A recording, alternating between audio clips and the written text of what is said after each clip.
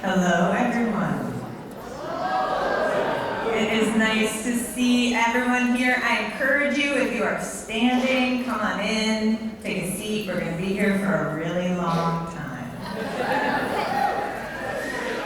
My name is Sarah Phillips. I represent Ward 3 on the school committee. I'm the vice chair and I'm the chair of finance, which is why I am standing up here right now. I want to welcome each and every one of you to my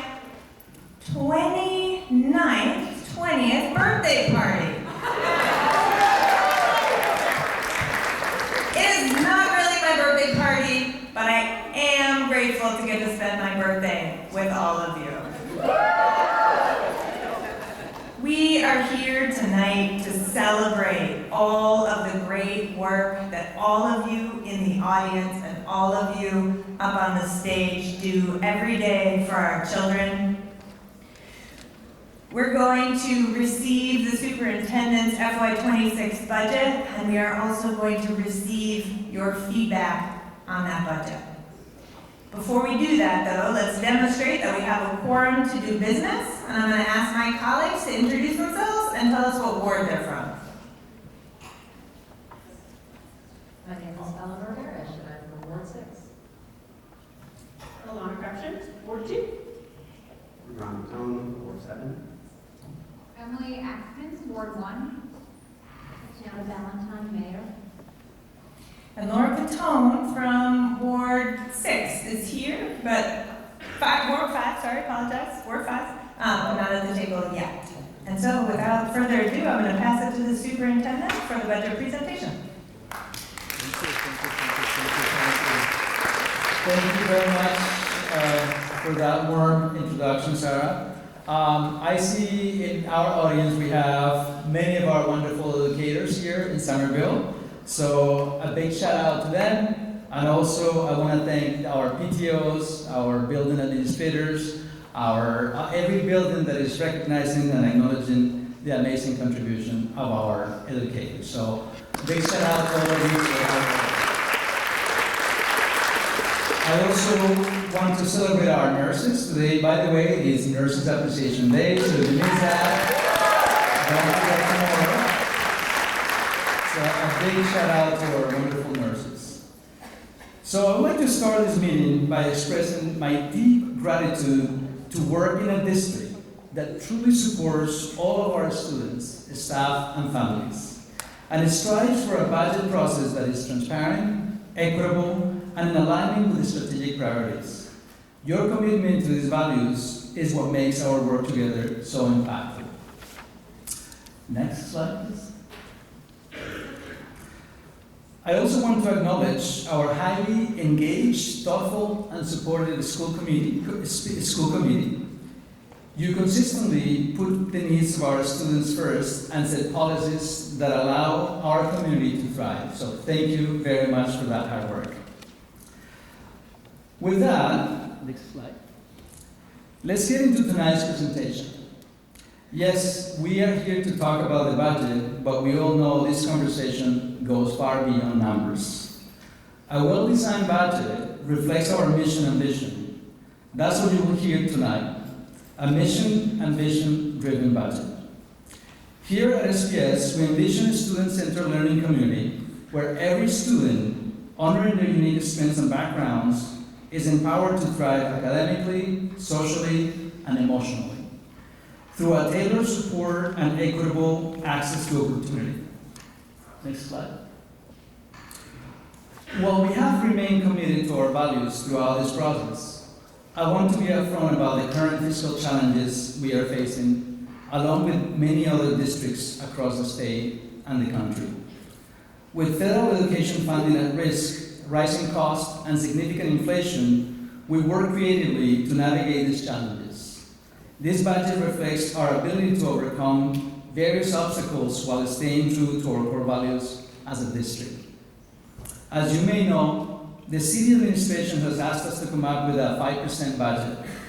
We did our best to meet the administration at this request. Despite our best efforts, we are proposing a 5.25% budget to ensure that we're meeting critical compliance requirements are aligning staffing levels with enrollment projections, and ensuring that our students continue to have access to quality curriculum and instruction. I also want to highlight, though, that this 5.25% budget was built on the back of a 6% budget. In collaboration with the city, we were able to lower close to a 1 percentage point. This 5% budget has also some hidden costs, such as healthcare insurance, building improvements, and building maintenance, which it is my understanding that comes close to $36 million. We are thankful for the generous support from the city in that regard. But let me be clear, we have had to make difficult decisions and work hard to maximize every dollar allocated by the city. We are grateful for the support and collaboration of department heads, the school leaders, PTAs, SU leadership, and the broader community in reaching this point. We will continue to advocate to find a viable pathway during the negotiation process with the SU team. We will continue to engage with elected officials and will continue to support and to fight any efforts to dismantle the Department of Education at the federal level. All in all, this proposal represents our best effort to align student needs with current fiscal constraints and federal uncertainty. Ultimately, this committee, the administration, and City Council will work together to finalize the FY26 budget. So we look forward to continuing our longest-standing partnership to meet the critical needs of our students, staff, and families. Next slide. Now, to our agenda for the evening. I am thrilled to introduce to you an incredible team who has been working diligently through our budget priorities, who have worked through data drives. So I'm introducing to you the team that has been working diligently, who worked through our budget priorities. Data decisions will be seen throughout the process. We also will hear from each of the departments that will provide an update and the basic nuts and bolts of our budget. So thank you again for being here. I'll now kick it over to Amara Anosike, our Chief of Staff and Strategy. Thank you.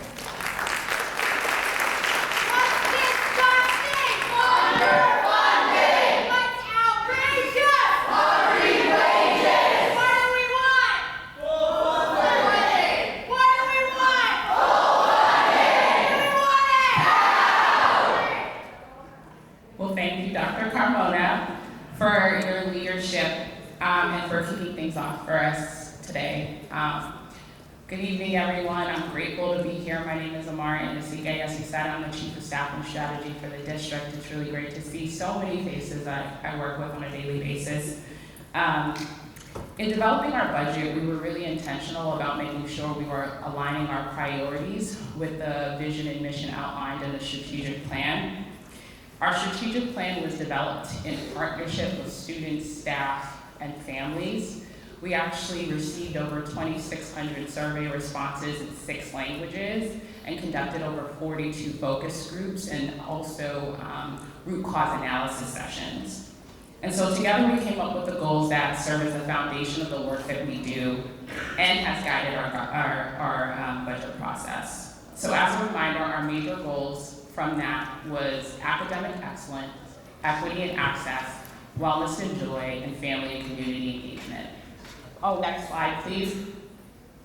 Next slide. So that was my slide. Can we have the one after that as well? And so when we go through the night, you'll hear from so many of my esteemed colleagues. You'll see that our priorities really focused on school readiness from birth to kindergarten, high quality, evidence-based and culturally responsive curriculum, best practices around targeted supports for our students, college and career readiness. Under the equity and access bucket, we talked about deploying resources equitably, workforce diversity, safe and welcoming facilities, and how we can expand access to things like CTE and out-of-school time programming. Under Wellness and Joy, we thought a lot about advancing our SEL curriculum, investing in positions and initiatives that promote joy, increasing opportunities to celebrate our educators and our staff. And then family engagement, we really wanted to make sure our information was more accessible and equitably distributed across the district. So with that, I will kick it over to the amazing Data Director, Sam Elegini.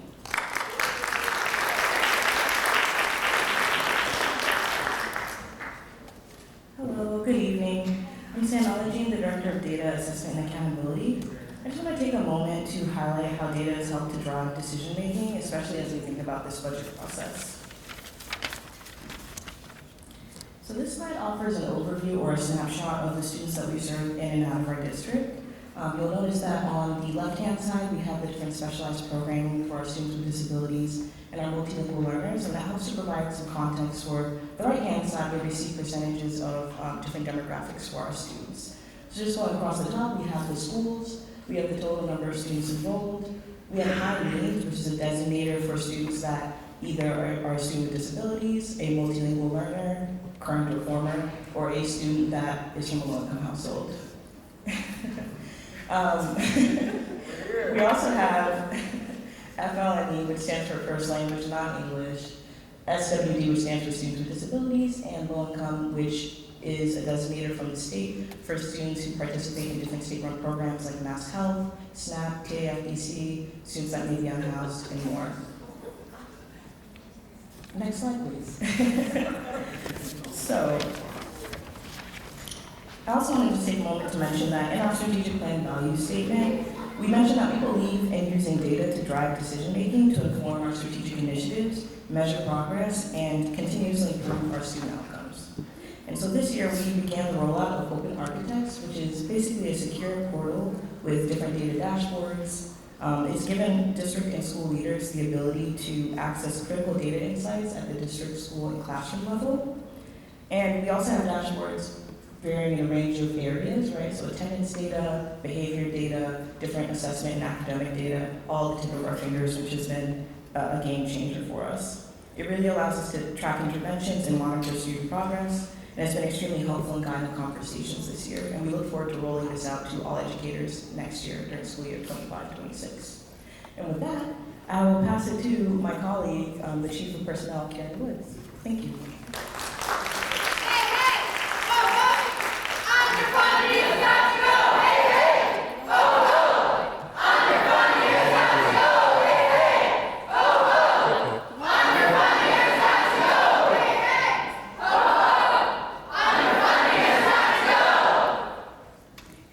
Thanks very much. Good evening, everyone. My name is Karen Woods, and I have the pleasure of serving as the Chief Personnel Officer for the district. Next slide, please. Thank you so much. More than 80% of our budget is dedicated to staff, and our staff is our most valuable resource. These are the people who work with our students every day in providing instruction, intervention, social emotional support, and joy in our schools. I want to take a moment to recognize that this is the middle of Teacher Appreciation Week, and we should acknowledge and thank deeply all of our educators for the work that they do every day.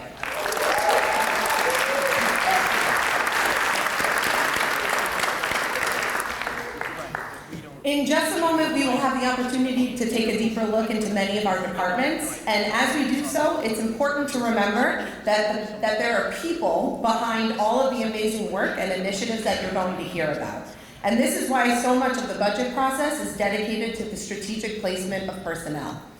So I, alongside our Director of Human Resources, Mariana McDonald, and our Director of Educator Development, Chris Flynn, collaborate with all of our colleagues to meet our goals, and most notably, to recruit, hire, develop, support, and advance a highly effective and diverse staff. And so with that, I will now turn the presentation over to our Director of Equity and Excellence, Kaylee Galatano.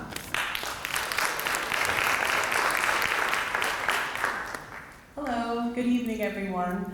I'm Kaylee Galatano. I'm the Director of Equity and Excellence for the district. The Department of Equity and Excellence. So I'm going to talk a little bit about what we've done in the past year and what we are continuing to doing this year and next school year. The Department of Equity and Excellence has continued the work of examining access to SEL and academic resources through a lens of equity. And this is a collective effort between the equity coach, the equity specialists, the equity teams, other district and city departments, as well as external organizations with whom we partner with. Some highlights include our PD series for Year 2 educators, which is focused on culturally responsive teaching. And the book that we use is Culturally Responsive Teaching in the Brain by Zaretta Hammond, which is also one of the anchor texts that we are incorporating throughout the district. We had a successful launch of SEAT this year, which is the Student Equity Action Team. And that is a YPAR project that we partnered with Harvard Graduate School of Education, where middle school students tackled an area in their school which they found to be problematic. They developed their own research questions, and then they have shared the data with us. They presented last week at Harvard on Thursday, and they'll present tomorrow at Harvard. And the work that they've done is wonderful. We also had the Diversity Recruitment Fair, and we did that in partnership with Human Resources. The Diversity Fair had the largest number of attendees to date, which is wonderful, and it lines very well with the district's goal of diversifying educators and staff. And we'll continue to do that work with the Human Resource Department and examine data, especially along the lines of race, culture, sexual orientation, and gender for our staff, being sure to look at culture and climate. And lastly, not lastly, but last on this list, we are actively developing tools and methods, centralized tools and methods, to support the whole child by stating clear expectations, as well as implementing ways that we can measure progress and gaps. And we plan to use tools such as rubrics, centralized resources, and anchor texts, as I mentioned earlier. And all the work that we're doing is done with intentionality to align with the district's strategic plan. Thank you for listening to that, and now I'm going to pass it to Dr. Jessica Boston Davis.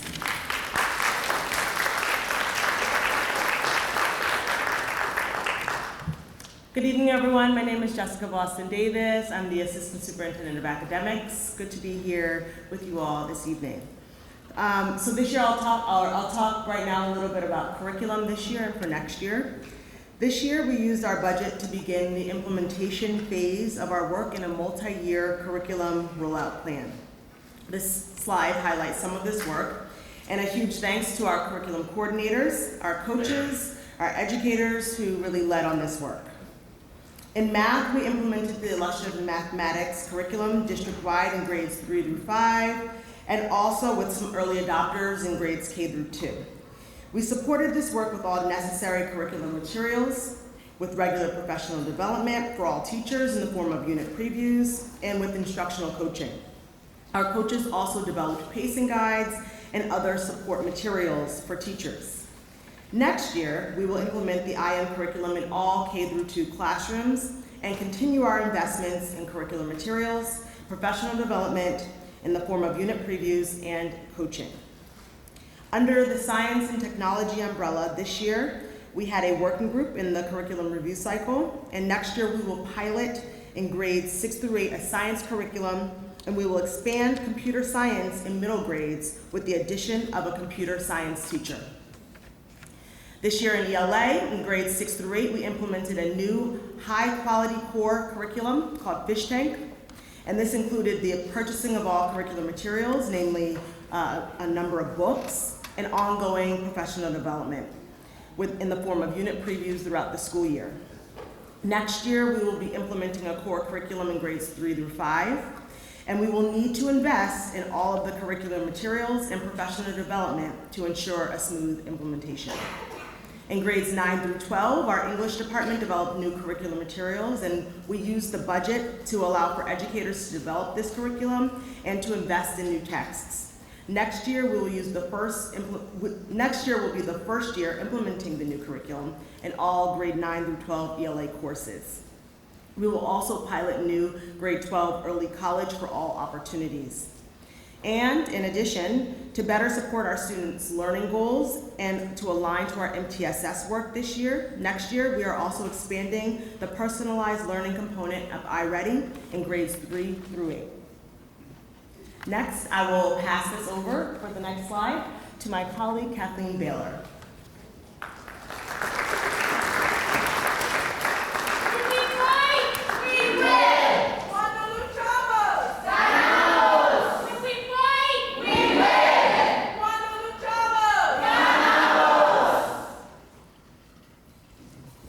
Thank you. Hi, I'm Kathleen Baylor. I have the honor to serve as the Director of Early Childhood Education and Care. Thank you for the opportunity to speak about how we're centering children, families, and the educators who make this work possible.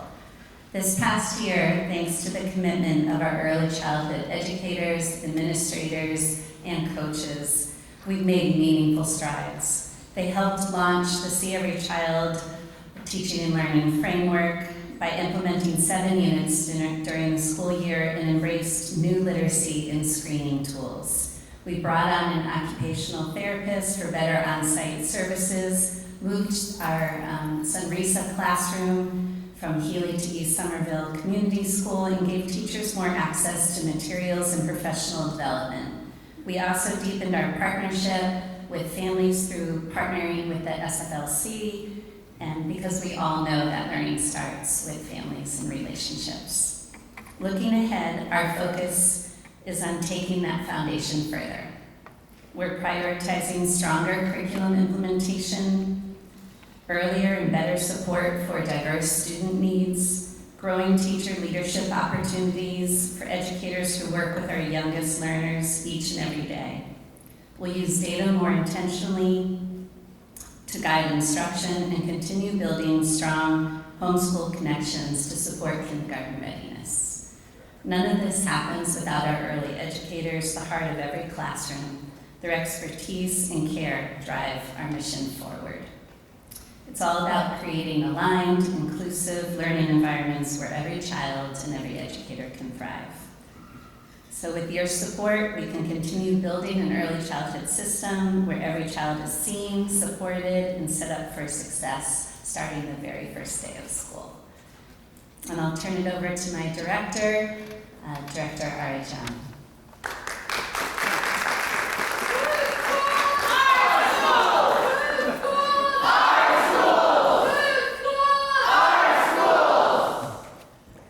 Good evening, everyone. I'm Ildefonso Arellano, the Director of Special Ed here in Somerville. I am going to be talking about this school year and the progress we have made under 3 specific topics: programming, services, and specialized instruction. The first one being, which was a massive undertaking, which is the implementation of the new IEP here in Massachusetts. We were given a directive from the state last year that all districts had to be fully implemented with the new IEP for this school year by November. Somerville, we started right in August at the beginning of the year. So it is a huge accomplishment that came with a lot of support, training from our staff and from our parents. In addition to that, we are in the process of finalizing clear program descriptions for our specialized programs. In terms of our services, we continue to use Learning Ally to support reading for our special education students. And in addition, we have started to expand that resource as a tier 2 for all students. For our specialized instruction, we had targeted support for our AIM program and for our SEEK staff through continued partnership through the Triumph Center and continued partnership through Landmark in order to provide some training for our language-based program over at Argenziano. For next school year, we have aligned our department priorities with the district strategic plan and still targeting those 3 areas or those 3 topics and expanding to family and community engagement. So we continue to expand our specialized programming here in Somerville to ensure that all of our students whenever possible, are being instructed within our district. This provides a broader range of accessing services and supports and allowing students with unique learning needs to thrive in an inclusive, district-based educational environment. For our services, we want to promote equitable, inclusive practices, ensuring that students with disabilities are integrated into the general education classrooms whenever possible, with the necessary and appropriate supports in order to help facilitate their success. In terms of our specialized instruction, we want to provide our special education students with effective, evidence-based curriculum, instruction and assessment, including specialized instruction to build on their individual strengths and meet their specific learning needs. And finally, for our family and community engagement, it's our ongoing partnership and collaboration with families and caregivers of our special education students in order to improve students' educational experiences. We are also looking to expand our partnerships with our community stakeholders as well. So at this moment, I'm going to pass it on to my wonderful colleague, our Director of Multilingual Education, Paulina Metropolis.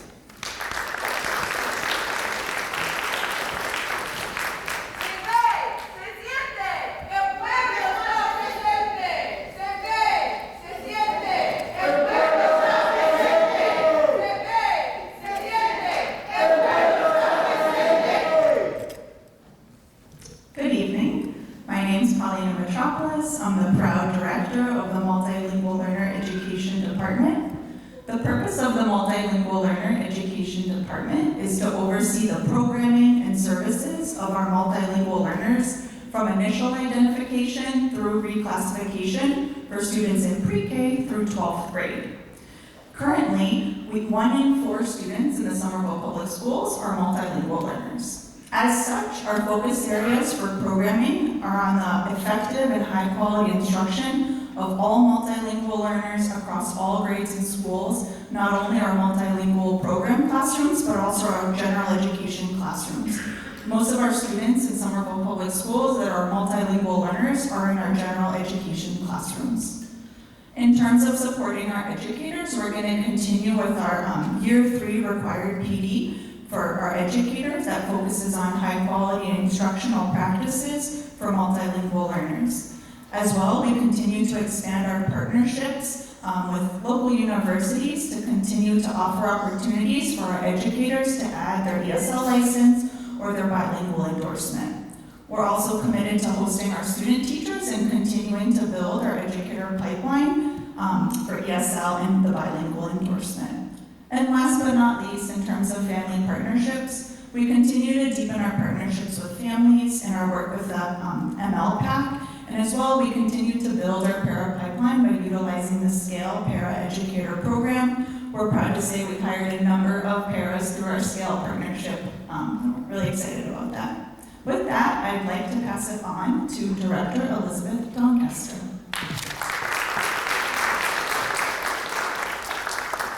Thank you, Paulina. Good evening. I'm Liz Doncaster, the Director of Student Services. Student Services initiatives and staff work to support students in growing their social, emotional, mental, physical, and behavioral health. As we look back to the school year, I'm excited to share how we are deepening our commitment to student well-being and school culture. Our full rollout of the second SEL curriculum for pre-K to 8 is supported by our brand new SEL specialists in every building. We are building lasting capacity through restorative justice training at all tiers, including the internal trainer-trainer model, so that our staff and students are empowered to lead community building circles. We've also launched the district-wide social emotional behavior support team, strengthened by the addition of a BCBA and an RBT. These teams concentrate on improving behaviors at the Tier 1 and Tier 2 level within the classroom. Our student leadership efforts continue to thrive with peer-led RJ circles and mediation expanding across middle and high schools. Looking forward to the coming year, we will ensure consistent support by training SEL specialists as circle keepers for training our new staff, and we will support our student support teams with comprehensive Aspen and open architect training. We will also add a much-needed full-time prevention and intervention drug and alcohol counselor to serve the high school and full circle. Next slide, please. We are happy to report that with our hard work in creating positive, safe, and inviting school culture has raised our attendance rate above the state level average for the first time since COVID. This would not be possible without the dedicated work of our classroom teachers, our paraprofessionals, our counselors, our bilingual counselors, teams of students, nurses, building-based social workers, mediators, community engagement specialists, and our supervisors of attendance.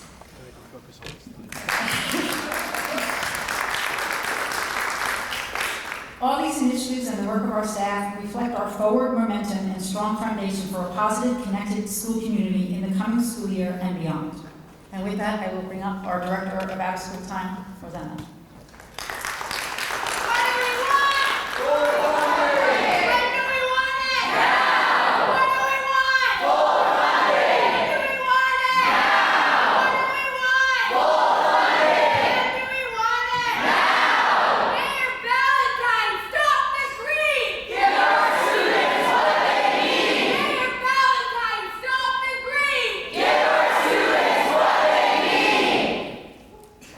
Good evening. My name is Rosanna Parabello. I'm the Director of Out-of-School Time Programming. As always, the goal of our department is to increase access, enriching opportunities, and seats for our students. Each year, we continue to increase capacity. Last year, we expanded seats and access, and we plan to continue our growth into the coming school year. For this summer, we launched a new registration system to streamline the process. Across all programming, we anticipate over 2,000 students in academic, music, CTE, robotics, and enrichment programming, in coordinating space for many community organizations within our schools. This coming school year, we will continue to work with different organizations and individuals to offer students programs such as BAM and WOW, Soccer Without Borders, and various specialized clubs, while reviewing survey data and increasing the availability of options for all our students. And with that, I'll pass the mic along to my colleague, Ruth Santos.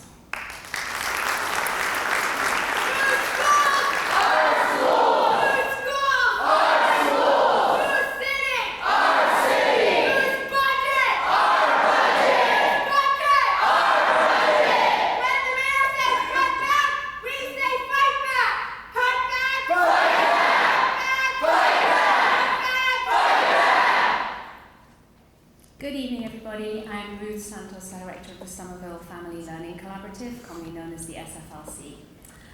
We're really proud of what SFLC has accomplished this year as we've developed more and different ways to partner with families and support their children's learning. We've created many opportunities that range from big district-wide events like the Get Ready for School Fair to more focused sessions in partnership with other departments like our curriculum workshops in families' home languages and one-on-one volunteer support. We've connected with families in all kinds of ways, whether that's through home visits and playgroups for our little ones, or getting ready to walk alongside graduating seniors who've been working with our Office of Basic Needs and Housing Support Services. Our liaison and multilingual services teams continue to be at the heart of providing equitable access to programs and services for families. Looking ahead, we're excited to keep supporting the Superintendent's strategic plan. This will mean working closely with families to develop even more ways to partner and continuing to prove how we communicate and connect. We'll also identify new funding sources and continue to seek out additional opportunities to collaborate with community partners. And with that, I'm going to hand it over to another critical piece in SFLC's pipeline, Enrollment Director Teresa Rodriguez.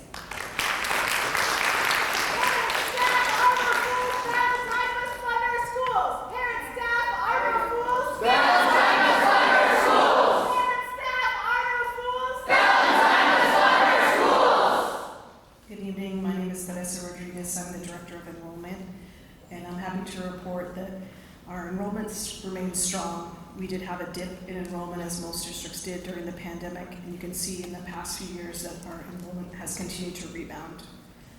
One area of concern that we've noted is the number of newcomers, which has been declining, and in fact has declined precipitously since January 20th. So we'll continue to watch those numbers and make sure that we're a welcoming and supportive office to have families enroll with us without restriction. You'll see a picture there of our pre-K and K enrollment just across the hall in the library. We conduct in-person and virtual sessions as well as answer the phone all year long. The enrollment office doesn't take an April break, a February break, a summer break. Our hardworking staff is there to help families in 5 languages and uses the language line to reach other folks. We continue to have more enrollment that will happen this summer beyond the students that we've already enrolled. You'll see that sections are approximately similar to what they were last year. We have a new classroom being added at the Argenziano, to accommodate a fifth grade section, a new classroom coming to the Kennedy to accommodate limited openings throughout the district for the class of 2032, and a change in sections of the Healy, a reduction in the K section to be added to the 4th grade. We look forward to answering any questions that you may have in addition in the future. Thank you, and my pleasure to introduce Dr. Jessica Boston Davis.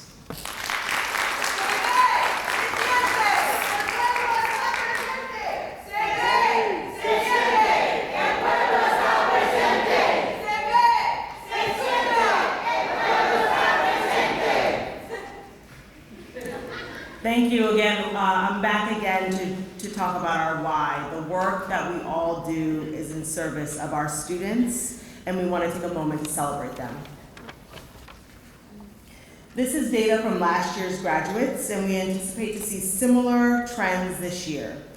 I do want to note that the percent of students pursuing a post-secondary education has increased from 73% in 2023 to 77% in 2024. So with that, I want to give a huge shout out to our college and career readiness team, our committed educators, our counselors, and support staff, and our families for supporting our graduates.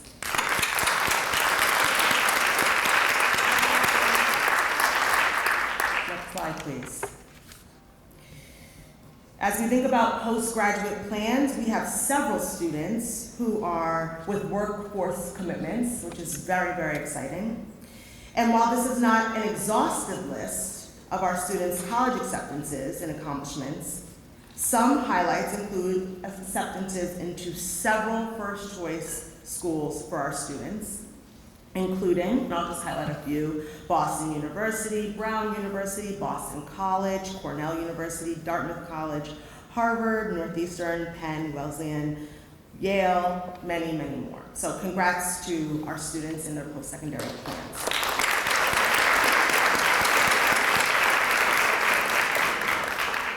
We also have district awards and recognitions. We are so proud of our students and our staff and all the recognitions and awards we have received this year.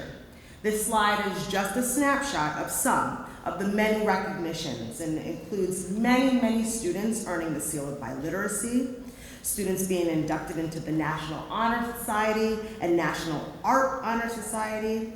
We have award-winning staff being recognized for their excellence in teaching and leadership in fields like computer science and social emotional learning. We also have top-tier athletics along with an exemplary CTE program. With that, I'm going to hand it to our Chief Finance Officer, Bobby Beretta.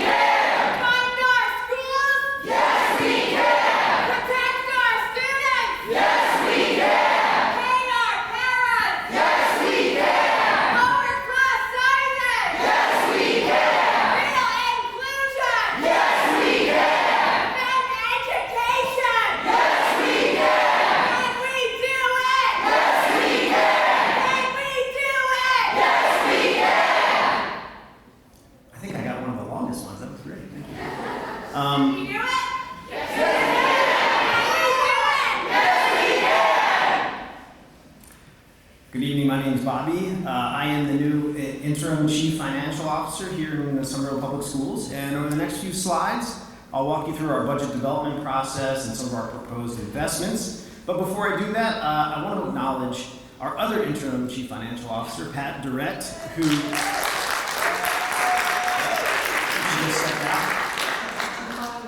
she's manning the door.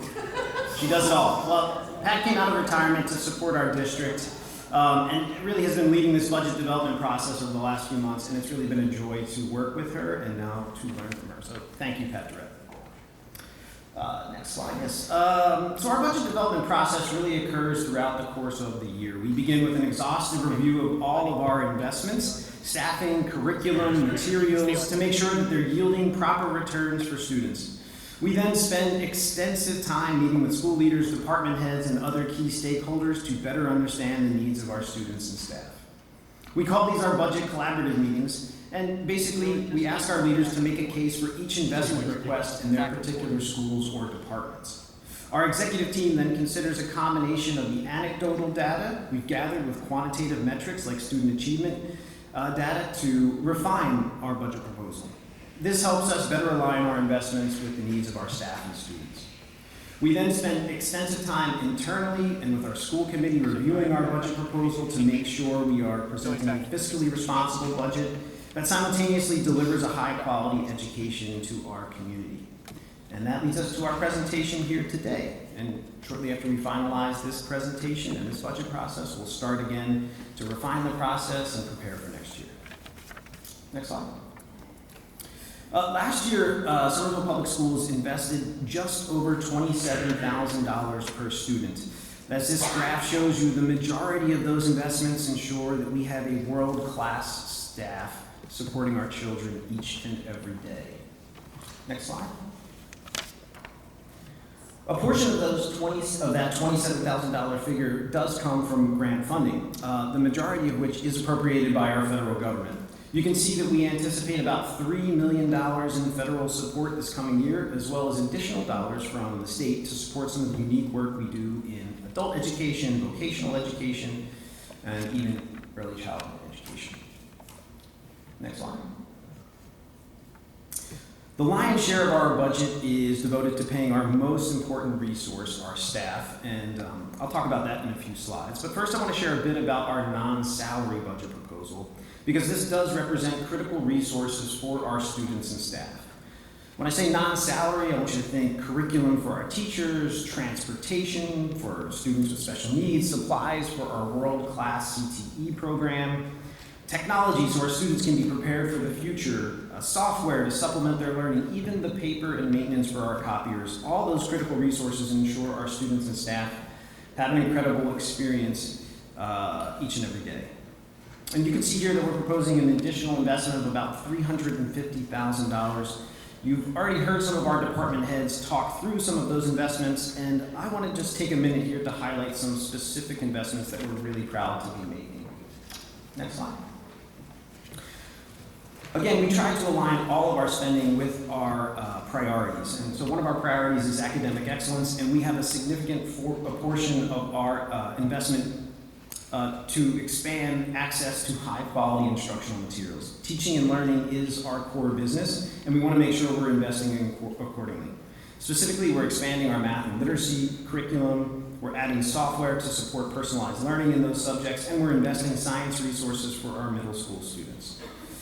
Our CTE program is a beacon in the Commonwealth, and aligned with prioritizing equity and access, we're investing additional dollars to ensure that it stays that way. We're also making investments to ensure that we can continue providing transportation for some of our most vulnerable students. Costs for transportation services have been increasing around the country, and particularly here in Massachusetts. And we've also seen similar spikes in tuition costs for students needing a higher level of support. In supporting wellness and joy, we're making an investment in a new passenger van for some students that will allow for some field learning experiences, and we're very excited to replenish that old van. And finally, we always aim to work collaboratively with our community, and we're making some investments to improve our communications with them. We have some furniture allocated to support in-person events at our schools, and we're also aiming to refresh our website so that our community can more easily find the information that they need. Okay, let's move on and talk about our biggest investment, our colleagues. So a universal truth in just about any organization's budget, the investment we make in our people is also our largest investment. We are fortunate to have an amazing staff, from our school administrators to our teachers and paraprofessionals and our central office team, all of whom work tirelessly each and every day to keep our students safe and learning. And this proposed budget represents an additional $5.3 million investment in our people, including cost of living wage adjustments and additional staff to make sure we meet compliance standards and provide the best learning environment for our students. So this is a complete list of staff that we're investing in for school year 25-26, and I just want to highlight a few of these personnel investments and how they're going to impact our programming. So first, and if you click, it'll highlight one of them. Yes, there we go. We're investing in 3 additional resource teachers to ensure our students with special needs can really thrive. These additional positions will allow us to bring our caseloads within the mandated requirements, meaning that students get more direct support from our amazing educators. We're also investing, if you'll click again, yes. We're also investing in an additional ESL specialist right here at the East. We currently serve almost 300 multilingual learners here at East, and the current staffing level really does need to keep pace with the growth in that population. This specialist will ensure all students get the DESI-mandated level of ESL instruction. Finally, one more click. Yes, we're excited to be investing in a digital literacy and computer science teacher to help our students better prepare for the future when AI robots run our world. That's a joke. In all seriousness, this is a critical investment to help ensure our students build their tech fluency. We really have been a little behind in this area, and we're very excited to be making this investment in this new program that we're developing. Last slide. So on the left here, you can see a breakdown of our various funding sources. You'll notice that these revenue sources are mostly stable year to year. Collectively, these represent the $126 million we will invest in our district to ensure that we fulfill our vision of creating a learning environment where every student can thrive. With that, I'll send it back to our esteemed superintendent, Dr. Carmel.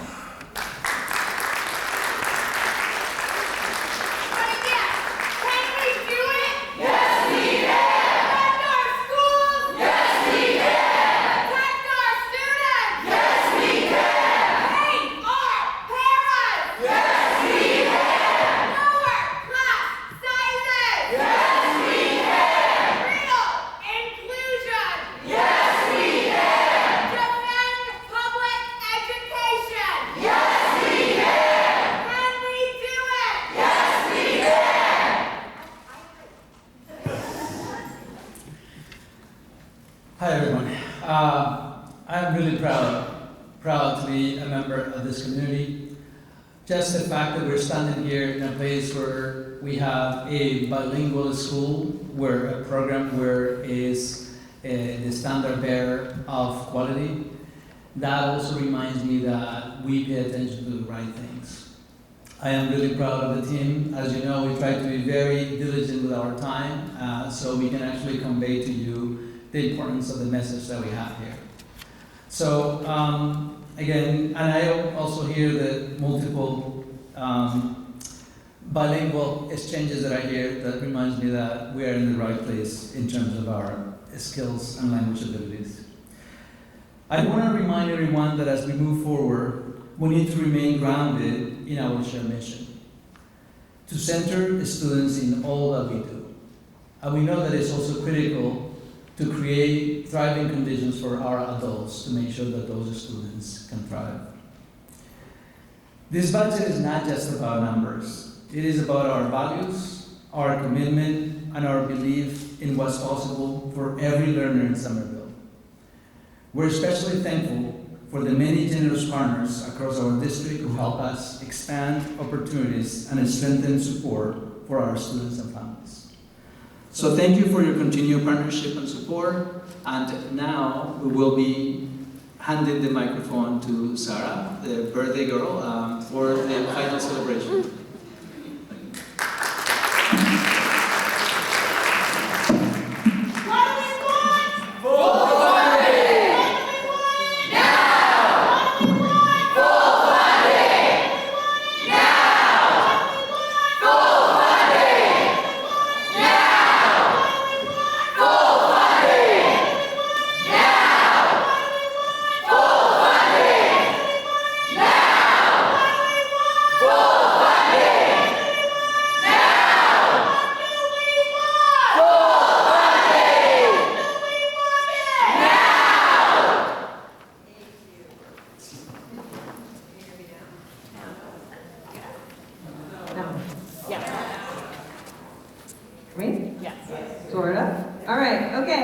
We are here at the part I know we have all been waiting for, a chance for all of you to give us your feedback and your comments. Could we get the timer up on the screen, please? All right, before we get going, I need to read our public comment guidelines. First of all, welcome and thank you to everyone who signed up to make a comment tonight. We are here to listen to each and every one of you. Speakers will be allowed 2 minutes because we have so many speakers signed up to speak tonight. You will see the timer on the screen. When it gets to 0, please stop and let the next person make their comments. Please begin your comments by telling me how I really should be pronouncing your name, your address, and if you are a district employee who doesn't live in Somerville, please just tell us what school you're affiliated with. I, after a warning, reserve the right to terminate speech which is not constitutionally protected because it constitutes true threats that are likely to provoke a violent reaction and cause a breach of the peace or incitement to imminent lawless conduct or which contains obscenity. I know we won't have any of that. Public comment is not a discussion, debate, or dialogue between the public and the committee. Members of the committee will not reply to public comment in the course of the meeting, though individual members may follow up and items from public comment may be taken up at future meetings. The school committee will not hear personal complaints of school personnel, nor against any member of the school community in public session. Individuals may address topics on the agenda or items within the school committee's scope of responsibilities, such as the district budget, goals and policies, or role of the superintendent. The public is encouraged to submit comments in writing for inclusion in the public record. We are going to start tonight with the folks who have signed up on Zoom. Then we're going to get to the folks who have signed up live. I'm going to call a couple people at a time, and I'm just going to ask you in the interest of time to come line up by the mic. And I'll just keep calling people, and we will go through this till everyone has a chance to make their voice heard. And with that, we're going to start with Alice Plain. Stacy Buckley, you are on deck.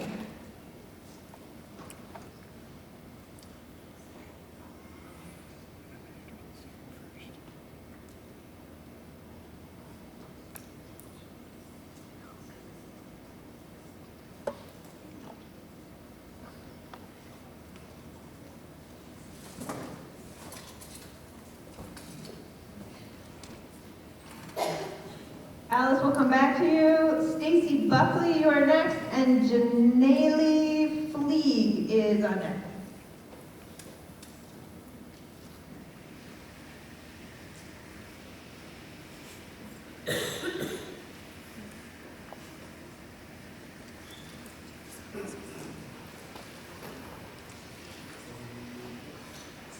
Stacy, we'll come back to you because we don't see you in the audience. Janelle Fleeg, you are next, and Eliza Schulman, you're on deck.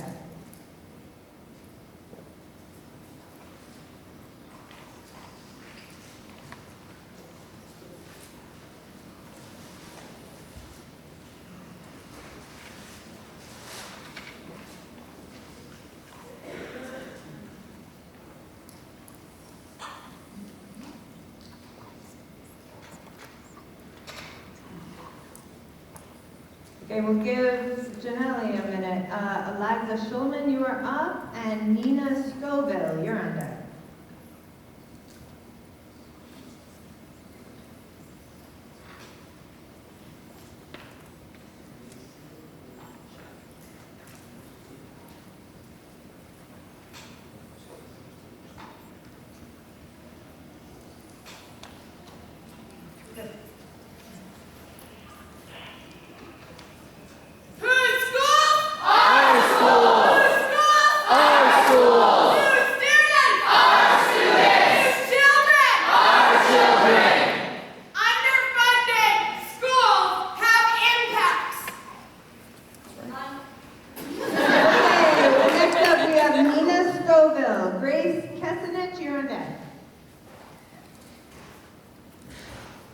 Neither are still here. So our last Zoom person, it looks like, is Alana Ukaya.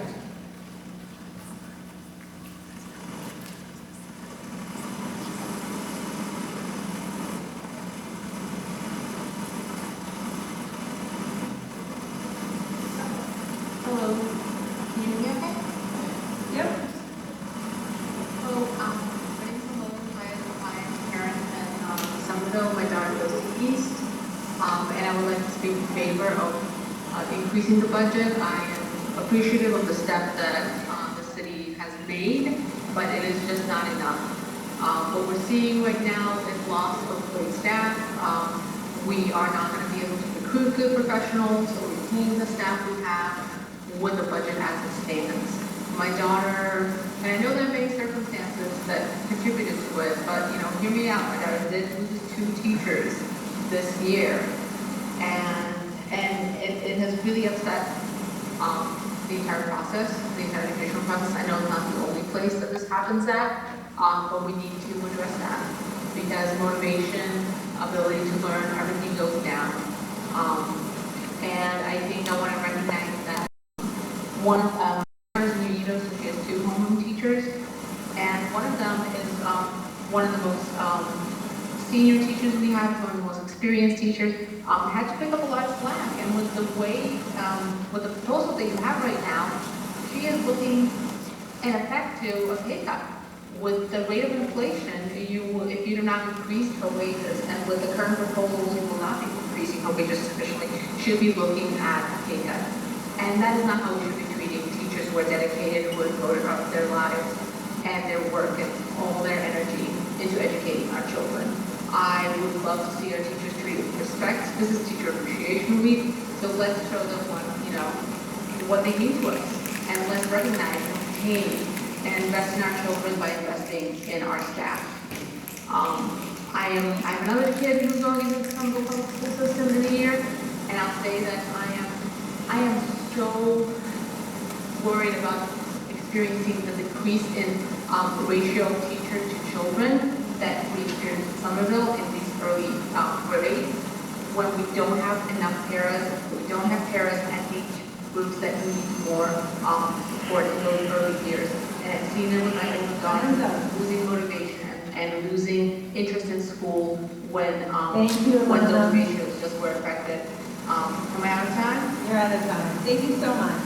Thank you.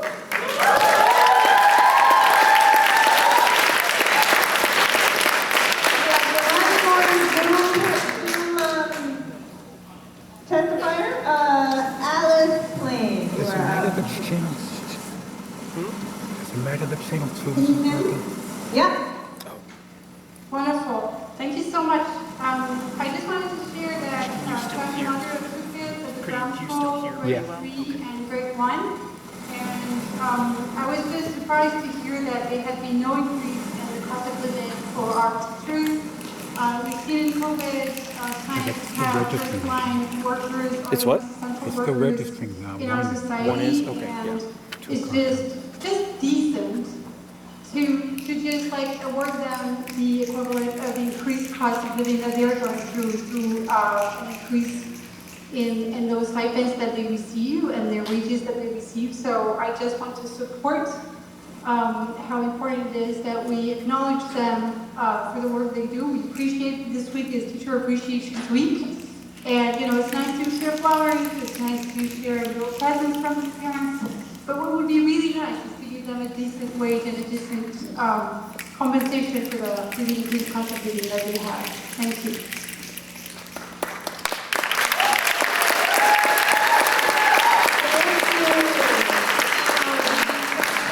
In-person public comment. Angelique Santomoro, you're going to be first.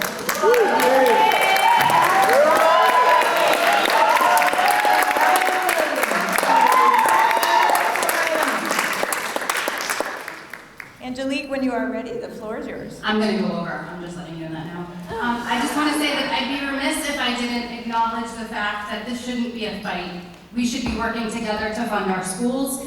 As a member of the SEU, as a resident of Somerville, and as I can speak for my neighbors who I've spoken to, we voted for you guys. We voted for you guys to fund our schools. We voted for you guys to support our children. This shouldn't be a fight. This should be a conversation. And now I'll begin. My name is Angelique Santomaro. I chose to speak tonight for several reasons. I was born and raised in Somerville. I'm a graduate of Somerville Public Schools, but more importantly, I'm a parent. I knew I was going to get to this part. I'm a parent of 2 children in Somerville Public Schools. My children, Max and Dylan, 6th and 8th grade, are at the Argenziano. Both my children are in IEPs. They both receive special education services.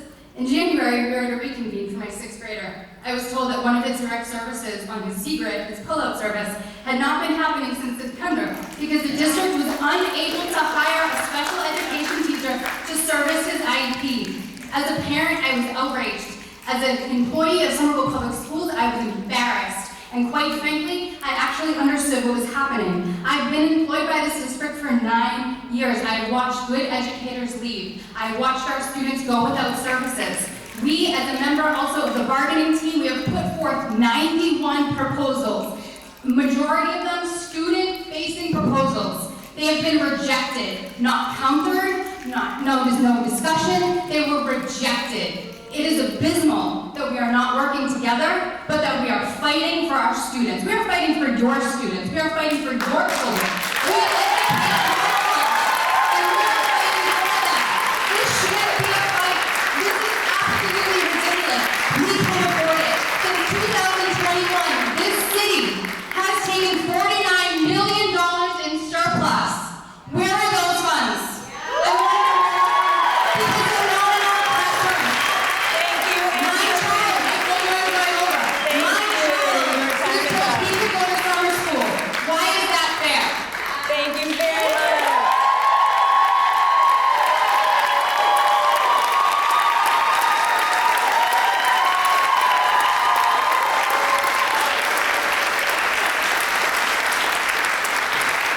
I'm glad to see Ward 3 out in force tonight. Kat Dutton, you are next. Ryan Williams, you are on deck. And next, Becky Lopez-Fio.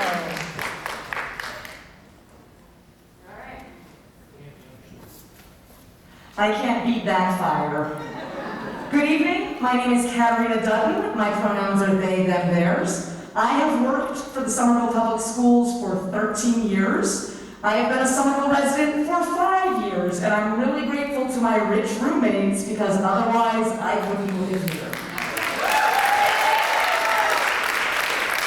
I can't talk about how the district rejected gender-affirming healthcare and mental health care because I will start cussing.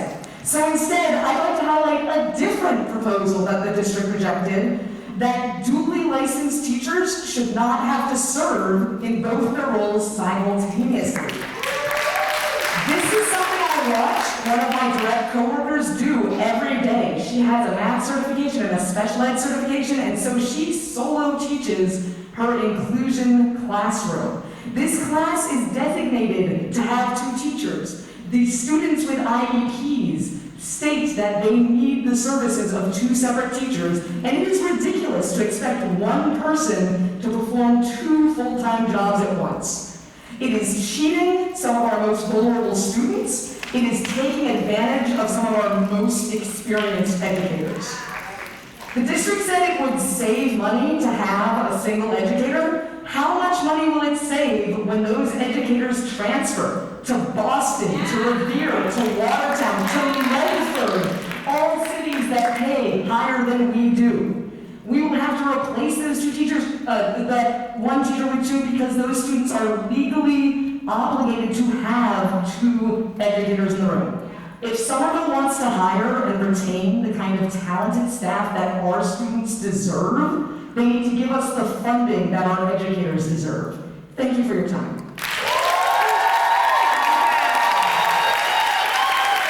Ryan Williams, you are up. Thank you. Becky Lopez-Fios, you are next. If you could line up behind Ryan, that would be great. Let's just keep this going, please. All right, thank you.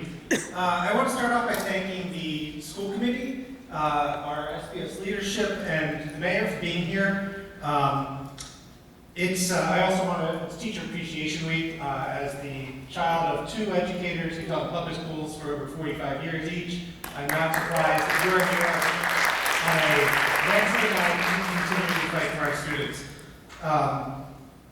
I do want to acknowledge that we have made investments here in Somerville. While cities across the Commonwealth looked at cuts, we've made investments. That's been bold and it's been principled, but it is not enough. Level service brings level results, and level results leaves too many children behind. Level service means 1 in 3 students not succeeding in math a little more than that succeeding in English. And for our multilingual learners, for our Black and brown students, for those living in poverty, those gaps are deeper, their hill is higher. When we call ourselves a progressive city, a sanctuary city, that's not just a policy, it's not just a slogan, it's a commitment, it's a promise, it's the belief that every child, regardless of origin, circumstance, or status, deserves not just safety, but support, not just access, but opportunity, not just a desk, but a future. Every year, our PTAs come together and they echo the concerns of our principals, of our educators, and they say, we need more paras, more counselors, more support staff, and every year we hear the same. We hear you, but we don't have the money. I want to make sure that we just prioritize when we look at our overall city budget, that we're not just looking for amenities, we're looking for alignment between what we profess and what we provide, between our ideals and our investment. Level service is not enough. Level service is standing still, and standing still is falling behind.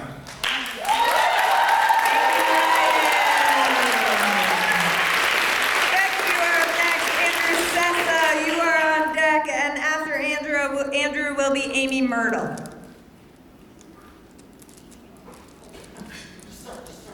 I'm Becky Lopez-Filio. I live at 9610 Hills Road, Somerville, Ward 4 resident. I'm here speaking on behalf of myself as a parent to SBS students and also as the proud president of the Kennedy School PTA. Looking out at this beautiful sea of red, that way. Remember that at home, there's a sea of caregivers, families, and allies of education tuning in, watching, and waiting to watch your leadership in action. Somerville is putting our necks out on a federal level to stand up for our shared values, but here at home, we're pretending that our district is doing fine, that we're leading the way on equity, on excellence, on serving our most vulnerable. The reality is we are limping along, struggling to meet the growing needs of our most vulnerable populations. Our school leaders, school committee, parents, and caregivers, and educators have been and are in alignment year after year in the collaborative budgeting process, saying we need more staff, more counselors, more specialists, more paras, more supports, more not the same. Level funding provides us with more of the same. This budget and this educator's contract represents an inflection point. It's time for more, not less, more, not the same, more, not level service. It's time for visionary leadership. We are watching, and we are tired of waiting for something better.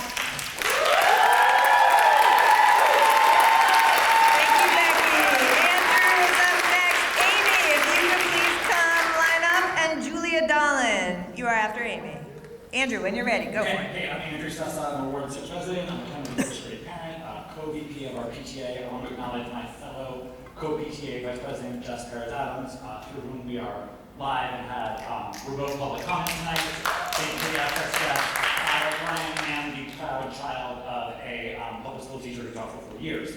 And I'm here and I'm here with gratitude, and I think we all are grateful that the school budget has increased as much as it has in the last years, that pandemic era positions were saved, and I'm grateful that the city and district have worked together just now to reduce the increase by 1% to get us to level service, or by 0.75%. And I'm hopeful that more funds can be found. And even as we're grateful, and even as we are hopeful, we also must acknowledge what we are not doing when we say we cannot possibly prioritize funding education any further than level service. Perhaps most importantly, level service means we will not be meeting the vast majority of the data-driven prioritized needs that school leaders and department heads develop in collaboration with educators to improve student outcomes. That means that Kennedy doesn't get an additional admin to help with behavioral issues, which would allow administrators and educators to focus on curriculum development, rollout, and coaching. It means we will not have a shared professional in second grade who could allow educators to differentiate curriculum in the way students sorely need. It means schools don't have budget to hire professionally qualified long-term subs when teachers go out on months-long parental or family leave. It means we are still not hiring enough interventionists, more ELL and ML specialists, and more IEP evaluators. Level service also means that basically none of the thoughtful, creative, and data-backed proposals that the SDU put forward to improve student outcomes, so many of which are not about salary, can really even be considered. When we approve a level service budget, we're sending a message that the status quo is good enough. And that means we're saying it's okay that only 38% of all 3rd through 8th grade SPS students are meeting or exceeding state ELA standards, and only 21% of Black students are. More is more, and we need it. Thank you.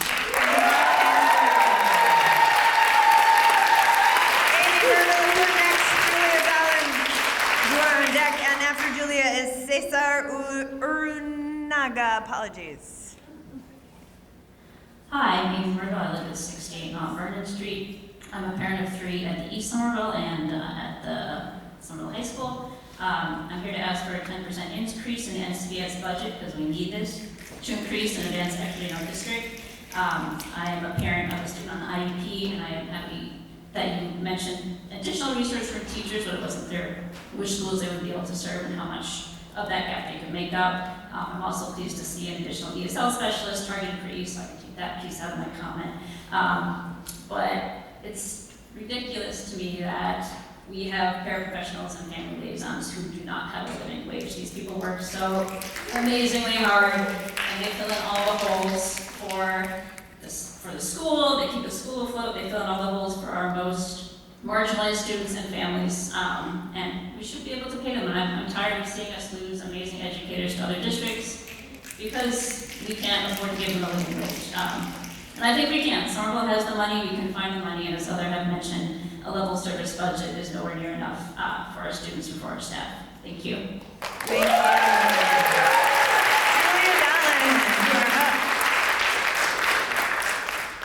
My name is Julia Dolan, 93 Jake Street, and I'm an educator at Next Way Full Circle and a Somerville resident of more than 10 years.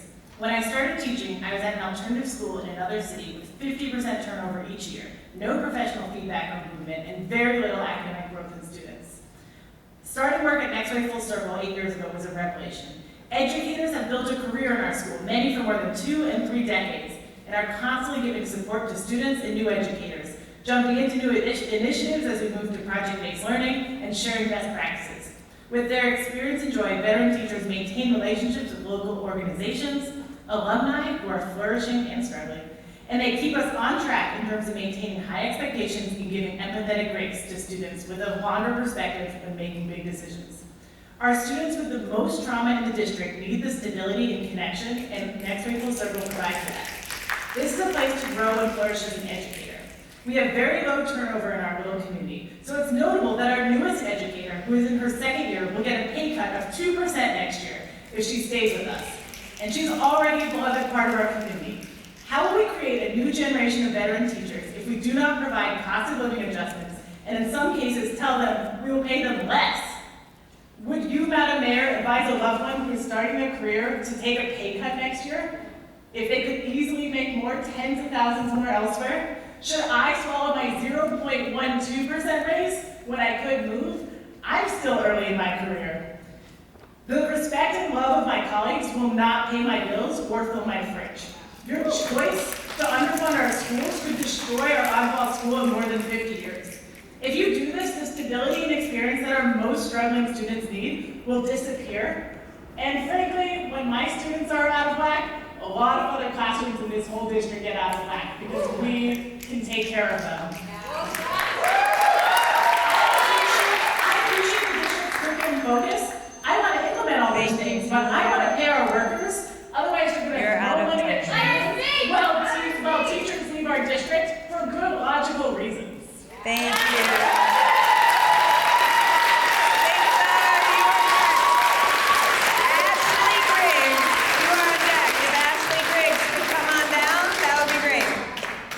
Griggs. Cesar, when you're ready, go for it. Hello, my name is Cesar Urunaga. Mr. Yu is fine. That's what kids call me. 7th grade teacher here at East. Now, I am a Somerville resident. I own a house in Somerville, but the only reason why I'm able to do that is because for 18 years, I worked in the private sector. I'm a career changer. I would not be able to afford a house in Somerville now, so I feel for those teachers that want to live in our community. I moved teaching in Somerville because I wanted to teach the demographics that I teach. I like teaching the students that I teach. They look like me, I look like them. That's why I'm here, not because of money. We say that we are a supportive learning environment in which we value all students and all students are respected, but how can we say that when there are special educators that are not in the classrooms when they need to be? There are many students that are going without services on a regular basis. We do not provide special educators. We don't have a sub. When special educators have to do testing, when they're sick, when we have to share a special educator with another classroom. Families of these students should be appalled at the level of special education that their students are getting. They are not getting what they should and are required by law. And the city, if the city means it when it says that they appreciate the teachers and students, then a 10% budget is a no-brainer. If we want to have an inclusion model, then we need to fund an inclusion model. The money is there. There is no reason for this back and forth, oh, we need this, and we are rejected when we come with a proposal that is for the students. Everything that we've come to the table with during our budget negotiations has been for the students. We are looking out for the students. What do the students need? That's where the negotiations have come from. Everything that we put forward is, what do the students need? We need more money for that, and that's what we need to do that. Thank you. For all of us. Thank you. Ashley Griggs is next. Deshaun Simmons, you are next. Following Deshaun is Megan Brady. When you're ready. Hello, my name is Ashley Griggs. I'm a very proud educator here at the Somerville Community School. And I'm here because I would do anything for my students. And I have. I buy coats and hats and gloves for students who need them, and I provide support for students dealing with traumas when our social work team is inundated with students that need help, which happens daily in a school of over 700 students. I provide students with classroom essentials, tissues, pencils and paper, Lysol wipes, all of this out of my own pocket, by the way, a pocket that will be emptier next year than it is this year, since I will see more of my paycheck going towards health insurance. I spent countless hours before and after school working to support the diverse needs of the 43 students that I have on my caseload, without the incredibly important and legally required services that they need. I'm meant to provide all of this by myself.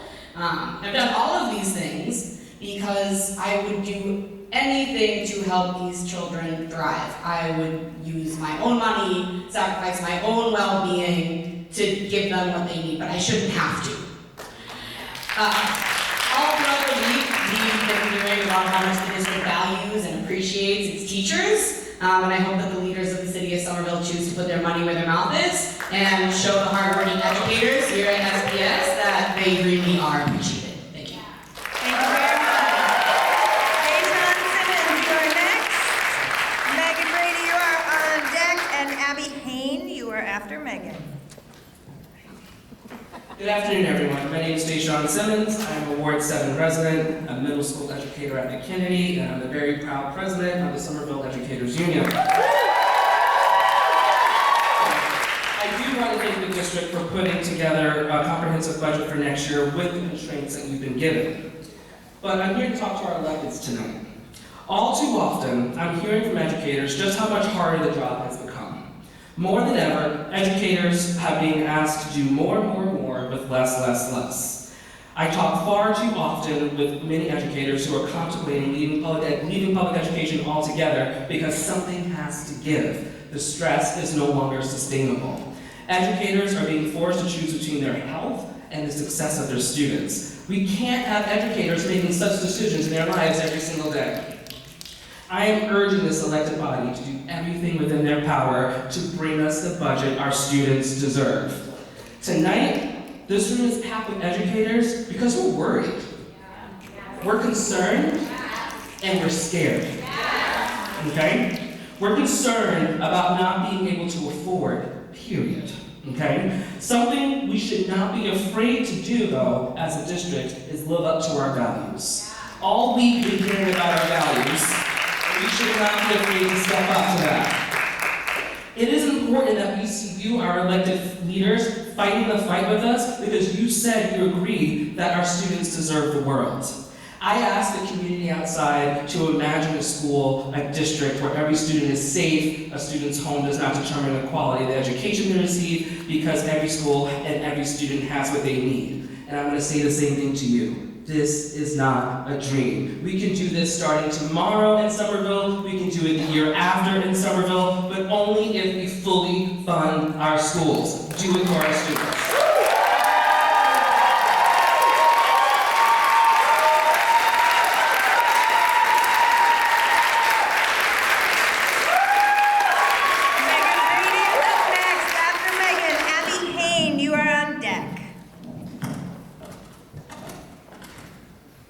Good evening, my name is Megan Brady. This is my 11th year teaching in Somerville. For the first 7 years, I taught at Kennedy, a school ranked in the 88th percentile statewide per the 2024 accountability data. I currently and extraordinarily proudly teach at the Winter Hill. At Everly, a school. It's not funny. It's not funny! A school ranked in the 9th percentile. These two schools were only a mile apart before the emergency closure and forced move, but they look like two different Somervilles. It is shameful. And just as jarring is the gap in care and resources the two school communities get. Compounding an array of unjust systems that operate in, around, and with them. I need this, okay. This dichotomy belies some fundamental wrongs in our school system. You have never been powerless in addressing this problem. And you cannot, and you will not, further defer my students' dignity.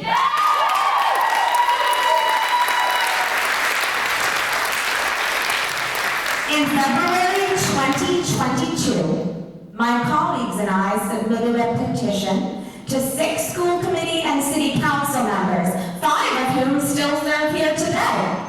We explained that falling ceiling tiles.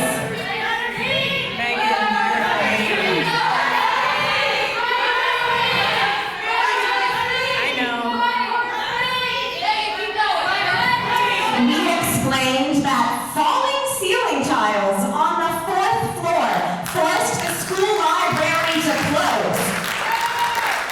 Shortly after the educators started organizing, that roof work was done and the library finally reopened. Thank you, Megan. A few months later, in May 2022, when many of our classrooms exceeded 95 degrees for days on end, we submitted another petition, this time to Mayor Valentine, to the entire school committee and the entire city council. We expressed how the failing infrastructure was inhibiting student learning. In the presentation I gave to the city council in late May 2022, I elaborated on this theme. We also repeated our call for a capital improvement plan to properly address our building's needs. If you lost the plot, that was May 2022. Thank you. Next up, we have In spring 2023, Mayor Valentine and Rich Raish presented the city's 3-year capital improvement plan for the city. It did not include the Winter Hill building. Winter Hill educators and families organized and mobilized again, asserting that conversations about replacing the building couldn't wait the 3 years of the mayor's plan. 3 weeks later, the concrete fell. The building had to close, the school relocated to various spaces across the city for the rest of the school year. Thank you, Megan. You're out You're of welcome. time. I'm not done. Abby Hayes, you're up next. In summer of 2023, we learned about asbestos at both our home school and at the Edgerly, the building many of us were moving into. The union requested the most recent HERO or asbestos inspection reports. The response was they were somewhere in a box as part of the move. Out of time. That made sense. A lot of our stuff is somewhere in the move. Thank you. Months later, the day after the mayoral election, we learned that the federally mandated asbestos inspections had not been done for years. In winter and spring 2024, my 8th graders took on the work that the adult leaders had been avoiding at all costs.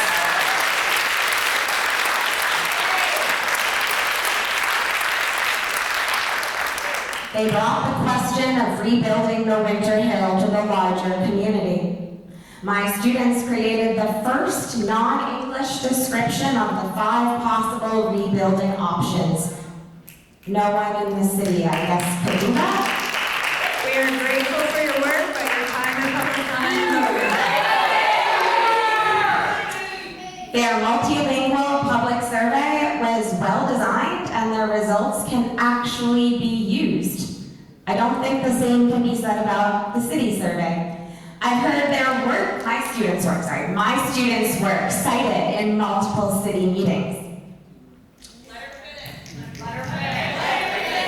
I have followed every rule for 6 years as a union leader.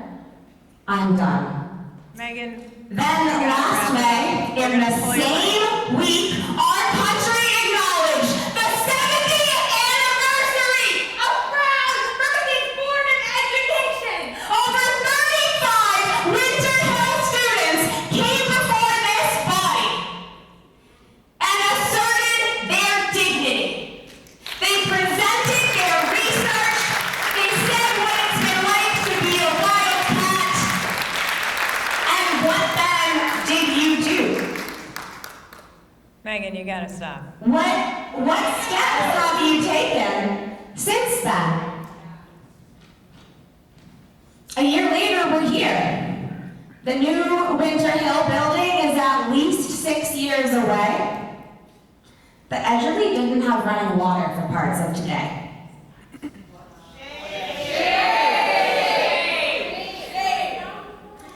The recent history of Winter Hill is a shameful legacy for the decision maker involved.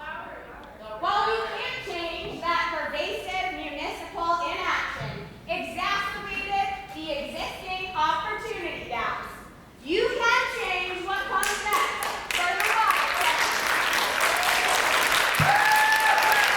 Megan, you gotta stop. There are 4 more people that we have lined up to speak. Will you join us in fighting for an inclusive, sustainable, accessible, and dignified Somerville public schools? Then do a study about it.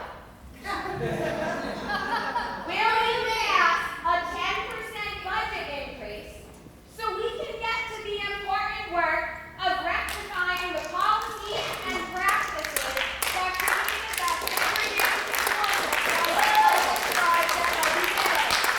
Thank you, Megan. Abby Hayes, you are up next. Abby Hayes, you're up next.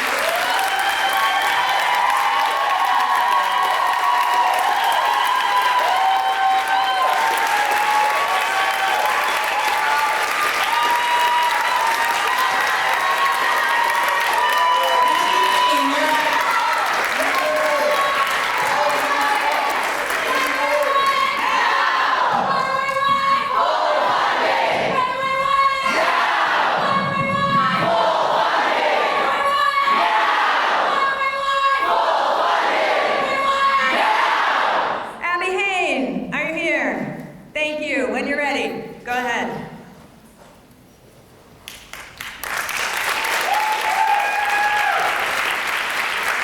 Thank you, teachers. My name is Abby Hare. I live at 13 Quincy Street. I'm a former teacher and a parent at Capilano and soon here at East. I'm speaking in support of prioritizing Somerville Public Schools in the budget. 10% increase, they're asking for it. They teach our kids every day. Obviously give it to them. Like, this is a no-brainer. Our students deserve fully funded schools. In particular, let me tell you why funding for a truly inclusive model is so important to me and the students of Somerville. Most students with IEPs and our multi-language learners spend most of their time in gen ed. Let's give our amazing teachers the support they need and want to make co-teaching happen. I know from my teaching experience that a strong co-teaching model fosters an inclusive and high-achieving environment for all students, and it's what our city needs to prioritize in our schools. Families want to come and stay in Somerville. Funding our schools should be our top priority. Thank you. And Tamara Grasty, you're on deck. Tamara Grasty, if you could come on down. My name is Anna Feingold, 95 Franklin Street. I'm a resident of Ward 1. I'm a parent, I'm a homeowner, I'm a voter, and my child is in Somerville Public Schools. I want to ask you to please provide the 10% budget increase for Somerville Public Schools. I saw a sign earlier today that I really appreciated. It said you can't put students first if you put teachers last. I expect you to prioritize our students. I expect you to prioritize the educational opportunities and needs of every child in Somerville, regardless of their identity or background. I'm on the PTA at Capilano. I spend a lot of time there. I have been astounded at the dedication, the love, the compassion, the investment of the educators and staff that I have seen and witnessed there. I am proud to advocate for them today, as well as advocating for our students in our schools. I listened to the presentation about the budget that was given earlier. It is not enough. Maintaining the status quo is not enough. Maintaining ratios based on projected student enrollment is not enough. I really appreciated a lot of the budget priorities that were shared. Academic excellence, wellness, and joy, those are wonderful things. You will not get those things if you burn out all your teachers. You will not get those things if you don't pay for a living wage. And the class sizes are so huge that students can't get the individualized attention that they need and deserve. I work in the nonprofit space. I know what burnout looks like. I know what it looks like to expect someone to perform multiple roles in multiple people's jobs. It is not acceptable to expect that from the folks who are educating our students. It's simply not okay. Please be about what you say you're going to be about. Please, wellness is a budget priority. It has to be for teachers as well as students. Thank you. Thank you very much.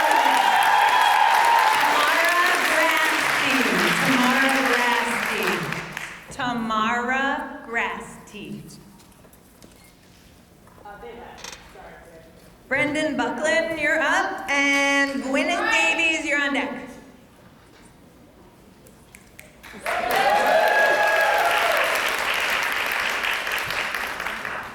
Good evening, my name is Brendan Buckland and I'm 31 Trust, and I hope someday to pay property taxes in this fair city, but in my day job to pay for that eventually someday, I'm Dean of Students at Winter Hill, which is the school that serves as, sorry, I feel like I have everyone's full attention.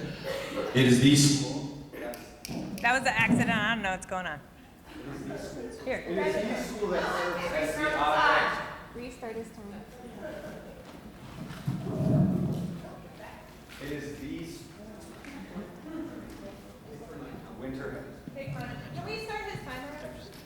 Winter Hill is the school that serves as the object lesson in under-prioritizing and underfunding education in city budgets. I'm speaking tonight in support of prioritizing Somerville Public Schools in the budget. I'm here to tell you why attracting and retaining high-quality staff is so important to me and my students. The Winter Hill is one of the hardest schools to work for in this city. On top of our well-known building issues stemming from deprioritization by the city, we also work with populations that need the most support and deserve more dollars spent, not fewer. Our students with autism, our language learners, and our newcomer students have intensive needs, and deserve the most highly qualified educators. When you and the experienced teachers look at a job market, they are savvy and informed. Somerville should keep pace with its neighbors to not lose out on the best candidates. As Winter Hill settles into the Edgerly School just across the street, we have turned our attention to the sad truth that we are the worst performing school by the MCAS score metric. I know this isn't a perfect metric, but it's all I have in shorthand to speak to this forum about the disparity that exists between us and the 9th percentile in this district, while another unnamed school, one I celebrate, is in the 90th.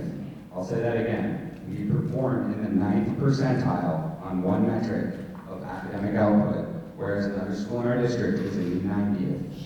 Shame! I do not know how the city and the district look at this situation and call for service level delivery. This is a living example of an equity issue and a crisis that is calling out for more resources, not fewer. We are also told that collective teacher efficacy is the best lever by which to effect real change in our schools. Ensure that we collect teachers and keep them in classrooms like the Winter Hill by increasing the school's budget and by using this moment of crisis with leadership.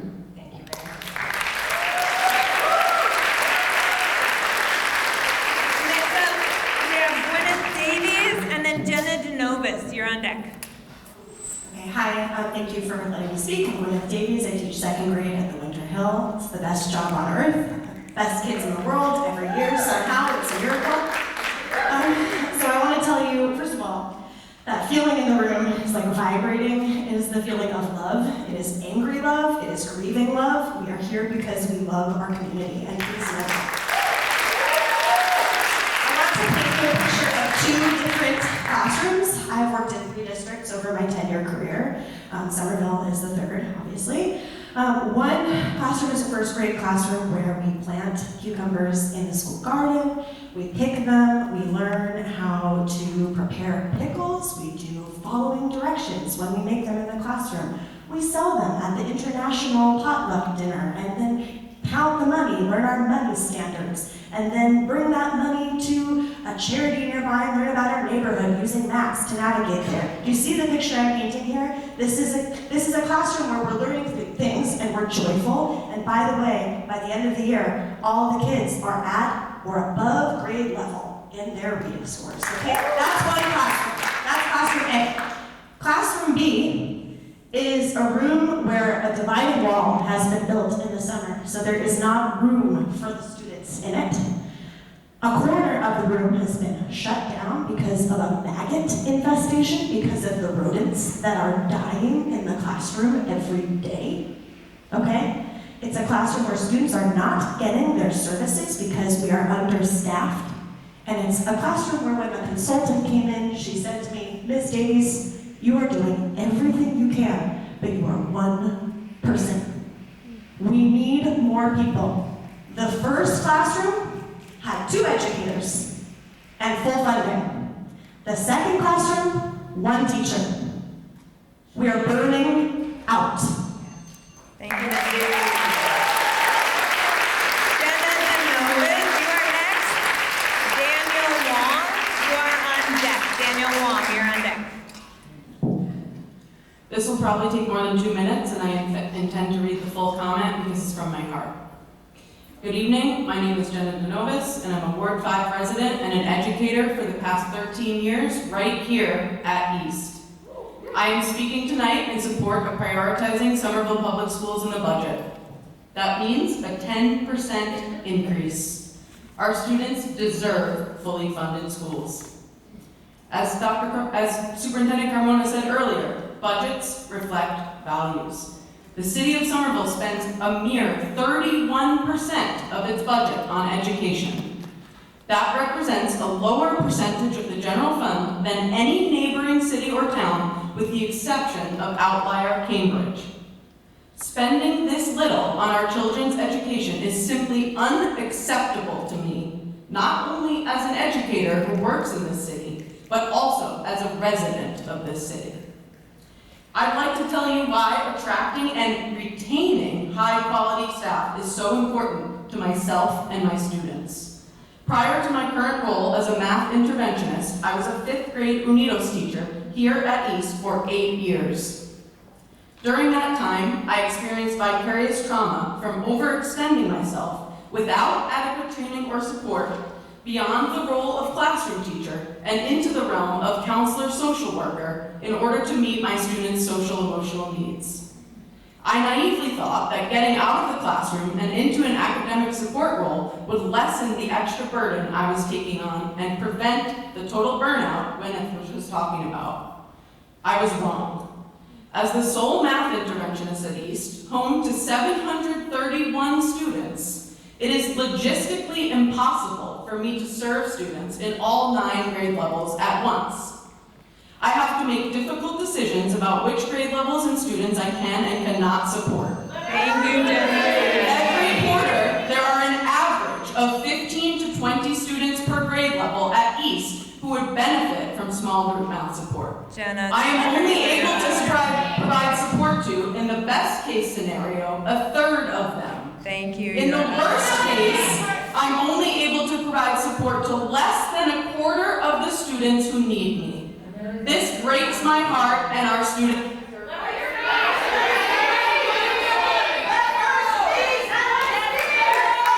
Next up is Daniel Wong. Daniel Wong, you're next. And Cameron Doha is on deck. Daniel Wong, you're next. School year 2025 to 2026. Jenna, you're out of Taking time. an extended leave of absence in the form of a career exploration year. I've reached the point where I can no longer ignore the mental and physical impacts of burnout on my long-term health. Thank you, you're out of time. Decision training, cognitive overload, emotional absorption, mental overdrive, patience erosion, sleep deficit, energy suppression, constant interruption. Thank you, you're out of time. Sensory overload, Thank recovery you. deficit, social jet lag. The list goes on. Daniel Wong, you are up next. Daphne Balan, you are on deck. My health is suffering. In the back of my mind is the idea that if my workload were to remain as is for any longer, I will have no choice but to leave public education altogether. As I look around the room at the people I've built deep relationships with over the past 13 years, many of whom are here and here. Thank I you. hope that my comments allow elected officials and school administrators alike to see me for my full humanity.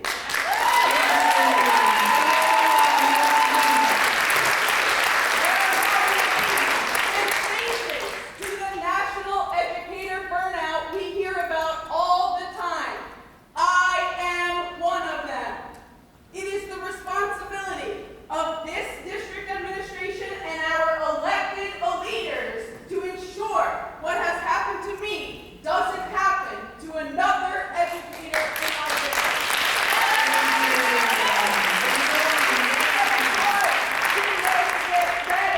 It is your choice. Thank you.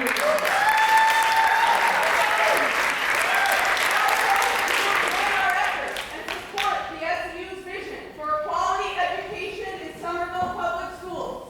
Our students deserve educators who can give them what they need, educators who feel supported, educators who want to and can remain in this noble profession. Thank you very much. Thank you very much.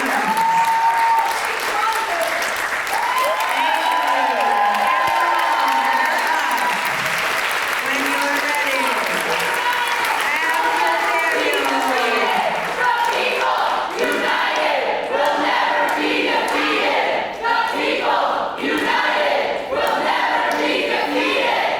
After Daniel, Daphne Balan, you are on deck. Test.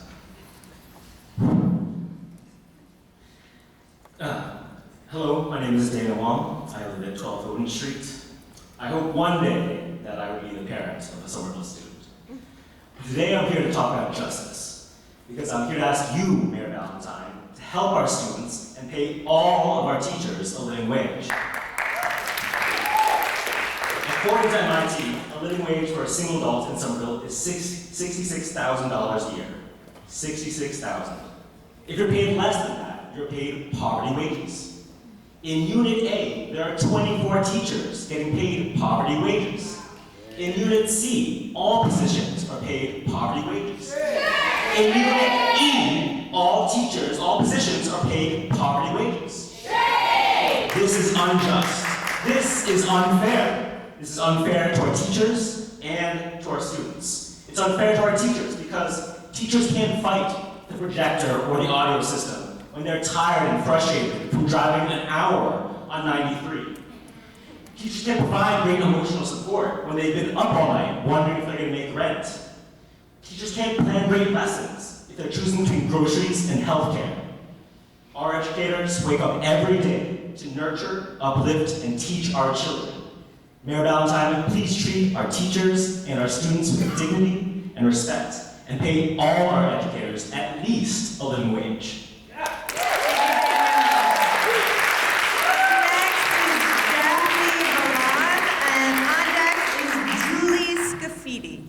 Julie Scafidi, you're on deck. Sorry, Daphne, when you're ready. Hello, everyone. My name is Daphne Ballin, and I am a parent at the West Somerville Neighborhood School. I am an equity specialist at West Somerville Neighborhood School, and I am a parent of a wonderful daughter who is a 6th grader at the West Somerville Neighborhood School, who is sitting right there in the front. I come here to speak to you today because I have no choice. I stand here for my daughter, who, as you can see, is a Black student.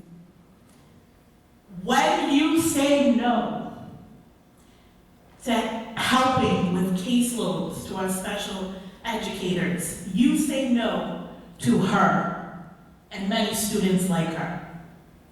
When you say no to smaller class sizes, you say no to my daughter and other students just like her. When you say no to hiring or helping us figure out a way to hire Black and brown educators that look just like her, you are saying no to her. When you say no to building a school for Winter Hill, you said no to her and other students that look just like her. When you say no to adding more educators in our buildings, you say no to her. Stop saying no. When you say no to paying our parents more than $35K, you say no to her. Because you know what? You're Daphne. No, I'm not that. When you say no to her, you say no to her secondary education. You say no to her college fund. You say no to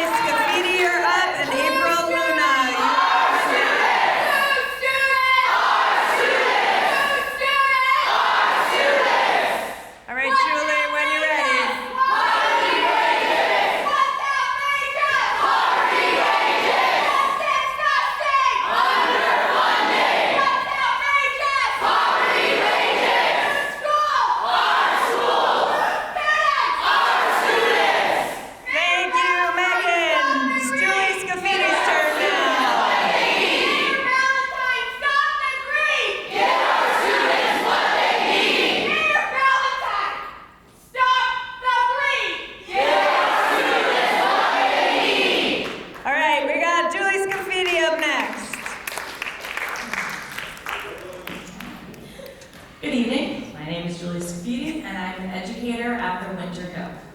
I'm speaking tonight in support of prioritizing Somerville Public Schools in the budget. That means a 10% increase. Our students deserve fully funded schools. In particular, I would like to tell you why educator support and effective staffing is so important to myself and my students. Currently, one of my 8th grade classes contains 24 students. Of these students, 5 are SEI 1 or 2 and just push in for math. 4 are still being monitored for SEI. 9 are former SEI, and only 6 are full regular ed students. In addition to many of these students needing SEI support, 4 of these students have an IEP, 2 have a 504, and 2 have safety plans. There were 4 more SEI students in this class who just this year went full inclusion into regular ed and were switched to my other 8th grade class so that other students could come into this class and to keep my class under the size of 26. We all know that the best thing for students is consistency, but that couldn't happen because my class size was too big.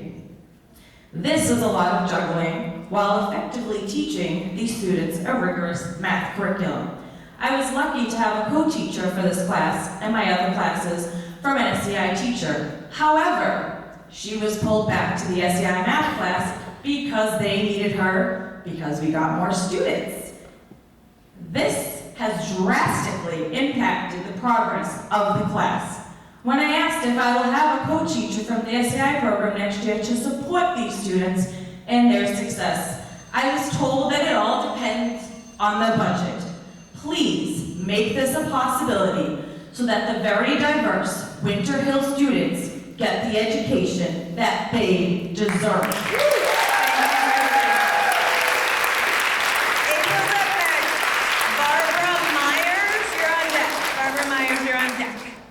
Go ahead, April, when you're ready. Okay. Good evening. My name is April Luna, and I teach 6th grade math and science at the Winter Hill at Edgerly. I'm the gen ed math and science teacher. The other half of 6th grade who could be here tonight is Matt Collins, as he described himself. He's the teacher with the walking sticks. So at the beginning of this school year, the elevator with the Edgerly went down. I came and spoke about that earlier in your school committee.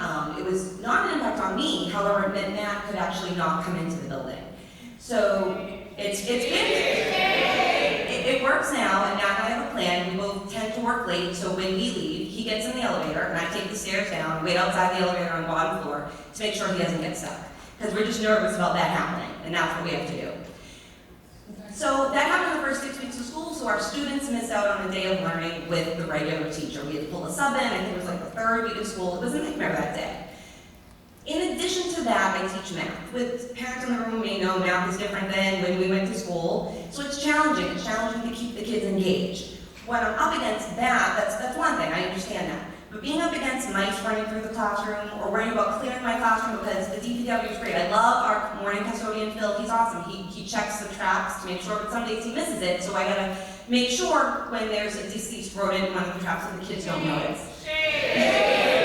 In addition to that, we have MCAS this week, so highly stressful time for me, just hoping the kids can show what they know, want to focus on that. But I came into the room one day, on Monday, and because of the rain, it was leaking and raining in my classroom. So Phil, like ever the go-getter he is, decided that he was just going to bring in giant recycling bins and fill them with trash bags. My hope, I was very lucky that it didn't rain much yesterday, so the kids didn't really notice like the dripping as much. But it's just one of those things, it's we need to maintain the schools, and in order to do that, we need to fully fund the schools. So that's what we're asking you to do tonight. Thank you. Thank you. Barbara Myers, you're next, and on deck is Corey Donahue. Good evening. My name is Barbara Myers. I'm not an educator, but I'm a taxpayer. I live at 168 Morrison Avenue, but I own a house in Ward 5 that I and my family are renovating, hoping to move in this summer. And I wish to speak in favor of fully funding the schools. There is nothing more important in maintaining a vital, livable, equitable, thriving thriving city than education. Nothing. Nothing preserves property values and the character of a city anywhere close to education. And we do not adequately fund it. We underpay and overwork our teachers and our support staff. Our teachers cannot afford to live here. This is wrong. We spend less than neighboring towns. This is wrong. Education costs money, but there is nothing that gives you a better payoff than education. If our school system falters, we risk losing young families and becoming not a family city, but just a playground for real estate speculation, where people come, buy cheap, and sell out and move out to educate their children. This is our moment, Somerville. This. We can be a city where people come for the culture and stay for the schools. Thank you.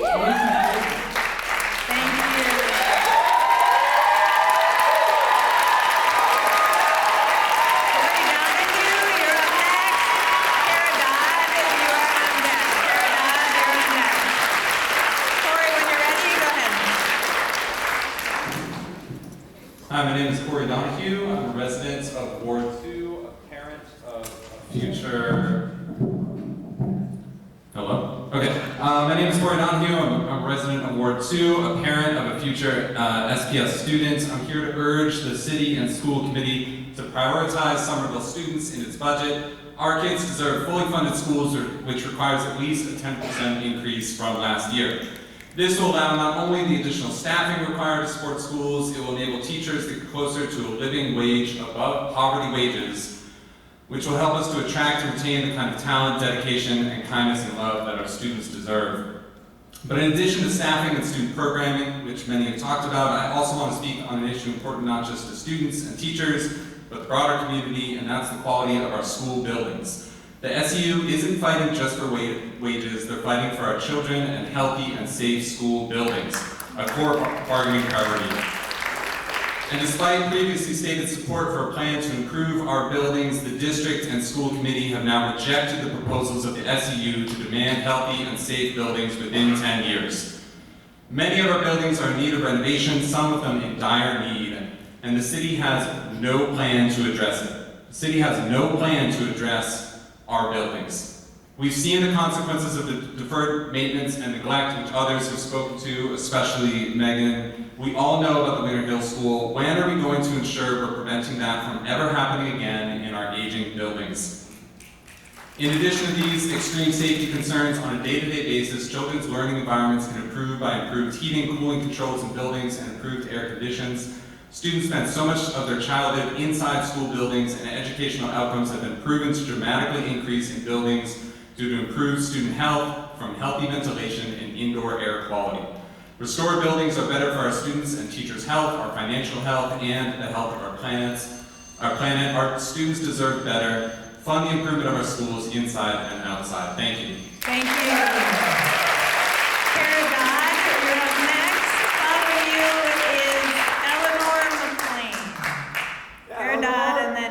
Eleanor McLean, you're on deck.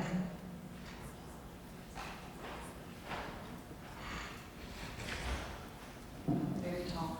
Hi, my name is Kara Dodd, and I'm a resource room teacher at Winter Hill and a Ward 5 resident. I was a paraprofessional here at East for many years. 5 years later, I'm still clawing my way out of credit card debt that I was forced to go in simply to buy groceries, put myself through grad school, and just live. This budget proposal will continue to put our invaluable paraprofessionals in the same position. Our paraprofessionals do critical work and deserve a living wage. Additionally, I would like to explain why an effective workload and staffing model is so critical to myself and my students. I particularly want to talk about the importance of funding for academic evaluators and adequate staffing in special education that goes beyond compliance, which I was disappointed to see left out of the proposed budget tonight. As a special education teacher, data drives so much of the work that I do with my students. However, with the amount of time I'm spending these days completing academic evaluations, the only kinds of data-driven decisions I are which students to not service. With our current staffing model, which includes having special education teachers like myself complete academic evaluations, these decisions mean seeing my students in the hallway ask me, "Will you see me today?" And me having to ask myself, is there a Wyatt kit available? Is the student that I'm hoping to test today here? It's an impossible amount of decisions to make every day, and it takes away from the academic decisions that I'm making for my students. A fully funded budget would mean I have the capacity to use data to inform instruction, which is the goal we all have, not a reduction in services. I don't build my lessons every week around evaluations, and it would mean I'm not planning around the evaluations I need to complete every week, but rather around the academic needs of my students. I hope you'll join our efforts and support the SU's vision for quality education in Somerville Public Schools by pushing and using your power to increase the budget by 10%. It's what our students deserve. Thank you.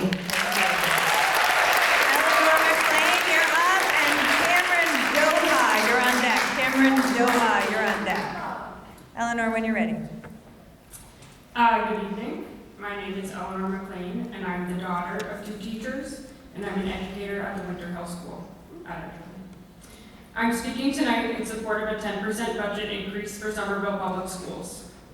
Many of our students need services and intervention to thrive, and it seems simple enough to expect that all students who need services and extra support should get them because we have enough educators.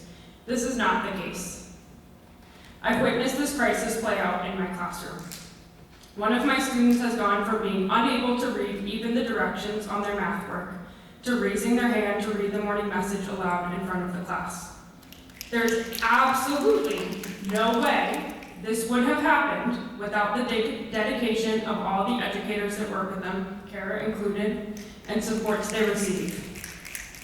Yet in the same room, there are many other students who desperately need academic intervention and do not get it. There are students down the hall who are eligible for services and are not receiving them. As teachers, we have to make choices about who to support each day because we do not have enough educators to provide the interventions they need. Our students deserve every opportunity to flourish in Somerville, and the choice to make that possible is right in front of you. If you truly support equity, if you truly support excellence, if you truly support educators and students, increase the budget and fully fund our schools. Thank you. Thank you very much. Cameron Doha, you're up. 97R Franklin Street. Thank you. And Melissa Moore, you're on deck. Hi. Hello, my name is Cameron Doody. I'm at 97R Franklin Street in Ward 1. My kids are at Capitol Winter Hill.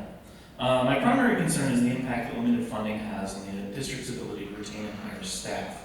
I understand that the national environment we find ourselves in creates the need for municipalities to tighten belts and batten hatches, especially with the uncertainty around federal grants. But as someone who's done a fair bit of recruiting in my career, I want to caution that pursuing that strategy with regards to staff funding breeds brittle organizations that have no ability to adapt to natural attrition.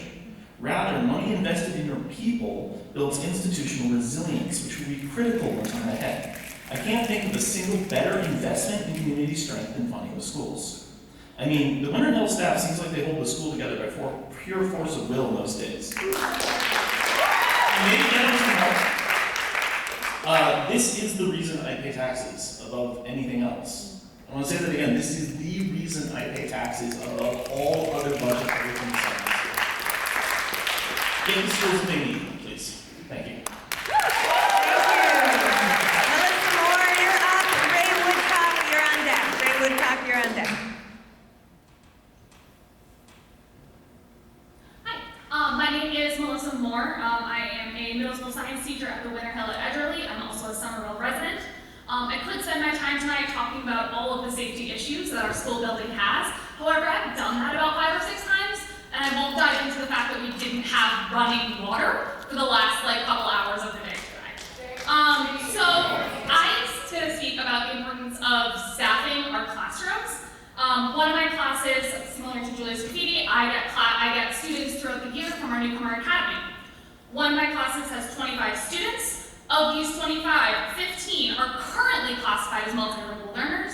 2 additional students graduated that recently, so they've been graduated in the last 4 years. Of those 15 students, 4 are in their first year of full gen ed classes, 6 are experiencing gen ed classes for the first time this year, and 3 students are only in gen ed math and science. I was there by myself. I did not have anyone else with me, and I was doing my best and actively failing those students. That is not something I say with pride. I am lucky, though, to get to work with these students and work with the colleagues I have. One colleague solved this issue for me, and she has been able to now push into my classroom, and it has made beyond a world of difference. She is an ESL specialist, and now we can provide small group and individual attention that was not possible when it was me alone. There's a higher rate of work engagement, work production, students are understanding more and asking for help. We are able to divide the workload effectively, making sure that our multilingual students and our students who are not reading at grade level, I have 3 students in that class reading at grade level. They are expected to take an MCAS next week on 6th or 8th grade science. Many of those students were not there in 6th grade. So I am fighting beyond an uphill battle to do what I can. By just having one extra educator in the room, it's a whole new world. Please fully fund our schools, give us that 10%, and implement that co-teaching model that can make a difference in the lives of innumerable students. Ray Woodcock, you are up. Ray Woodcock. Ray, are you here still? They're right here. Thank you. You're welcome now. Claudia Thomas, you're on deck.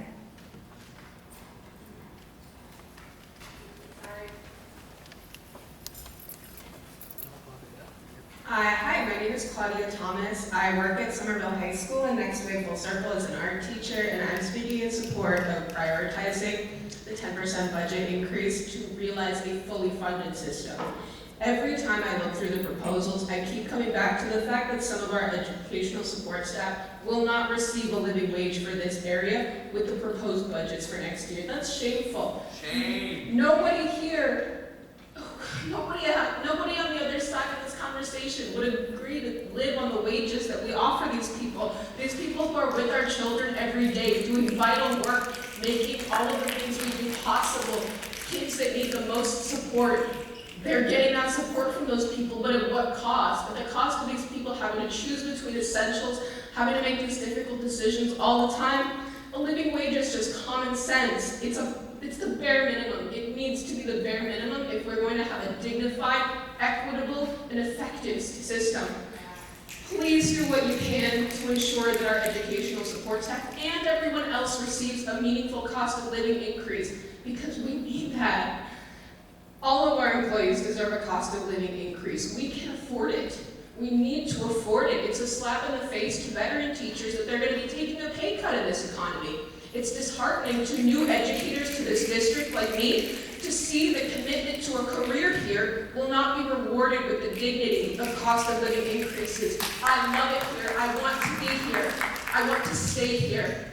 I love these people. I love these students. SEU's vision for our district's future is rooted in creating better learning conditions for our students and better working conditions for our staff, and we can do that. Please invest in the bright future we envision for our students and staff. We need this. You need this. Our kids need this. Thank you, Claudia. Ray, thank you for your patience. On deck is Kyla Burgess. Kyla Burgess, you're on deck. Ray, when you're ready. Good evening, my name is Ray Woodcock, and I'm an educator at East Somerville Community School. I'm speaking tonight in support of prioritizing Somerville Public Schools in the budget. That means a 10% increase. I've been to every bargaining session, and the one thing I've heard a lot when we bring up student supports is the phrase, "Oh, we thought you all were prioritizing educator salaries." And I want to emphasize that we very much do prioritize both our salaries and supports for students. And that isn't something we should be asked to choose between. I sincerely doubt that supervisors in a primarily male profession, like firefighters for example, would be asked to choose between their salaries or the safety equipment they need to better serve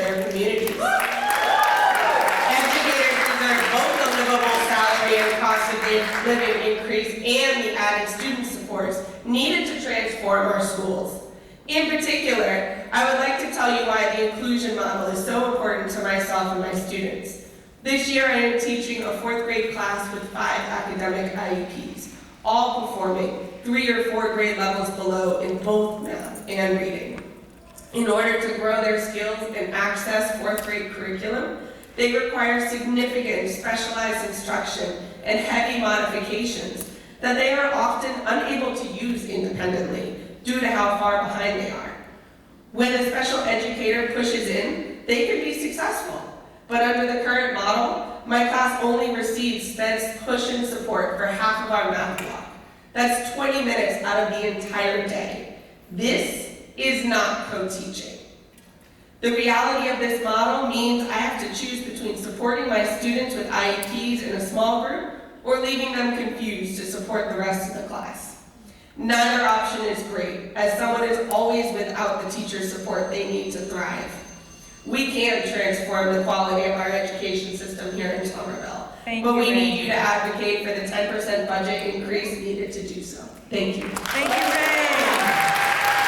Kyla Burgess, you're up next, and Malcolm Sherman Godfrey, you are on deck. Malcolm Sherman Godfrey, you're on deck. Kayla, when you are ready. Hello, my name is Kayla Burgess, and I'm a 6th grade math and science educator at the West Somerville Neighborhood School. I'm speaking tonight to support prioritizing this 10% increase that we are all asking for. We can say it until we're blue in the face. I'm here as a new educator. This is my first full year of classroom teaching. When I came into this district, I was excited, and I still am excited, despite everything that we all deal with every day. When I came in to see smiling faces from this half of the room, I was excited. And I'm still excited, but I'm scared and I'm worried. I'm scared for my students. I'm scared for myself that I cannot sustain in this profession. I came in hearing all these amazing things, seeing these things that are up on the screen that are presented to us, that are all great in theory, but in practice, we hear about this full inclusion model that it's not a full inclusion model, it's not real. When we come in, I hold my breath some days in my classroom with 25 children. 10 of them are on IEPs or designated multilingual learners or on 504s. That's 40% of the class is on those plans and has those services. I hold my breath, hoping that a special educator will come in during the time that they are assigned, but sometimes they don't because, God forbid, they're out sick and they do not receive a substitute. Or they need to be doing testing, as we have heard from others as well. I just hold my breath. I breathe a sigh of relief when someone walks in the door. I don't want to teach this way. It's not good for my students. It's not good for me. And we need that real full inclusion model from that 10% increase so that we can actually say what we're doing is real. This is not real. We need to say what we're doing and do it with the 10% increase. Thank you. Thank you. Malcolm Sherman Godfrey, when you're ready.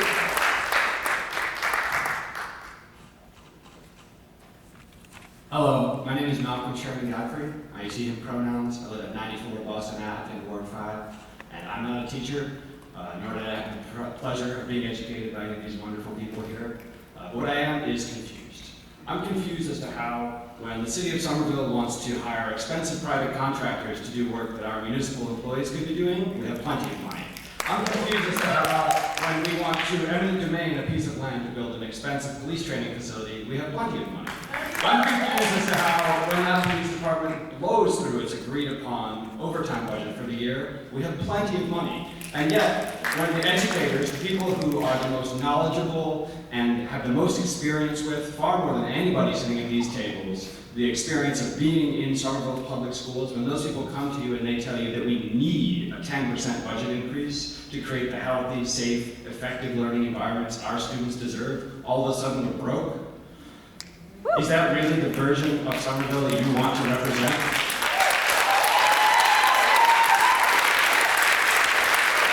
Honestly, that 10% budget increase should be the bare minimum. We should be having an argument right now about how bold we want to go. In this moment where our federal government is trying to destroy the public education system to make this country actually great, We should be doing everything we possibly can to be a light in the darkness. We should be trying to transform our public education system into the best one, at least in the state, if not the country. We should be giving the money that the teachers need. We should be providing the money that the school buildings need, so they're not falling apart, so they are beacons of what schools could look like in this future where we have to face climate change, where these schools are horribly energy inefficient, where we're still burning gas and fossil fuels and exposing our teachers and students and the staff who work within these schools to these toxic fossil fuels, when instead we could be building a model of what a green, healthy, clean, safe school of the future looks like. And you have the power to do that each and every single one.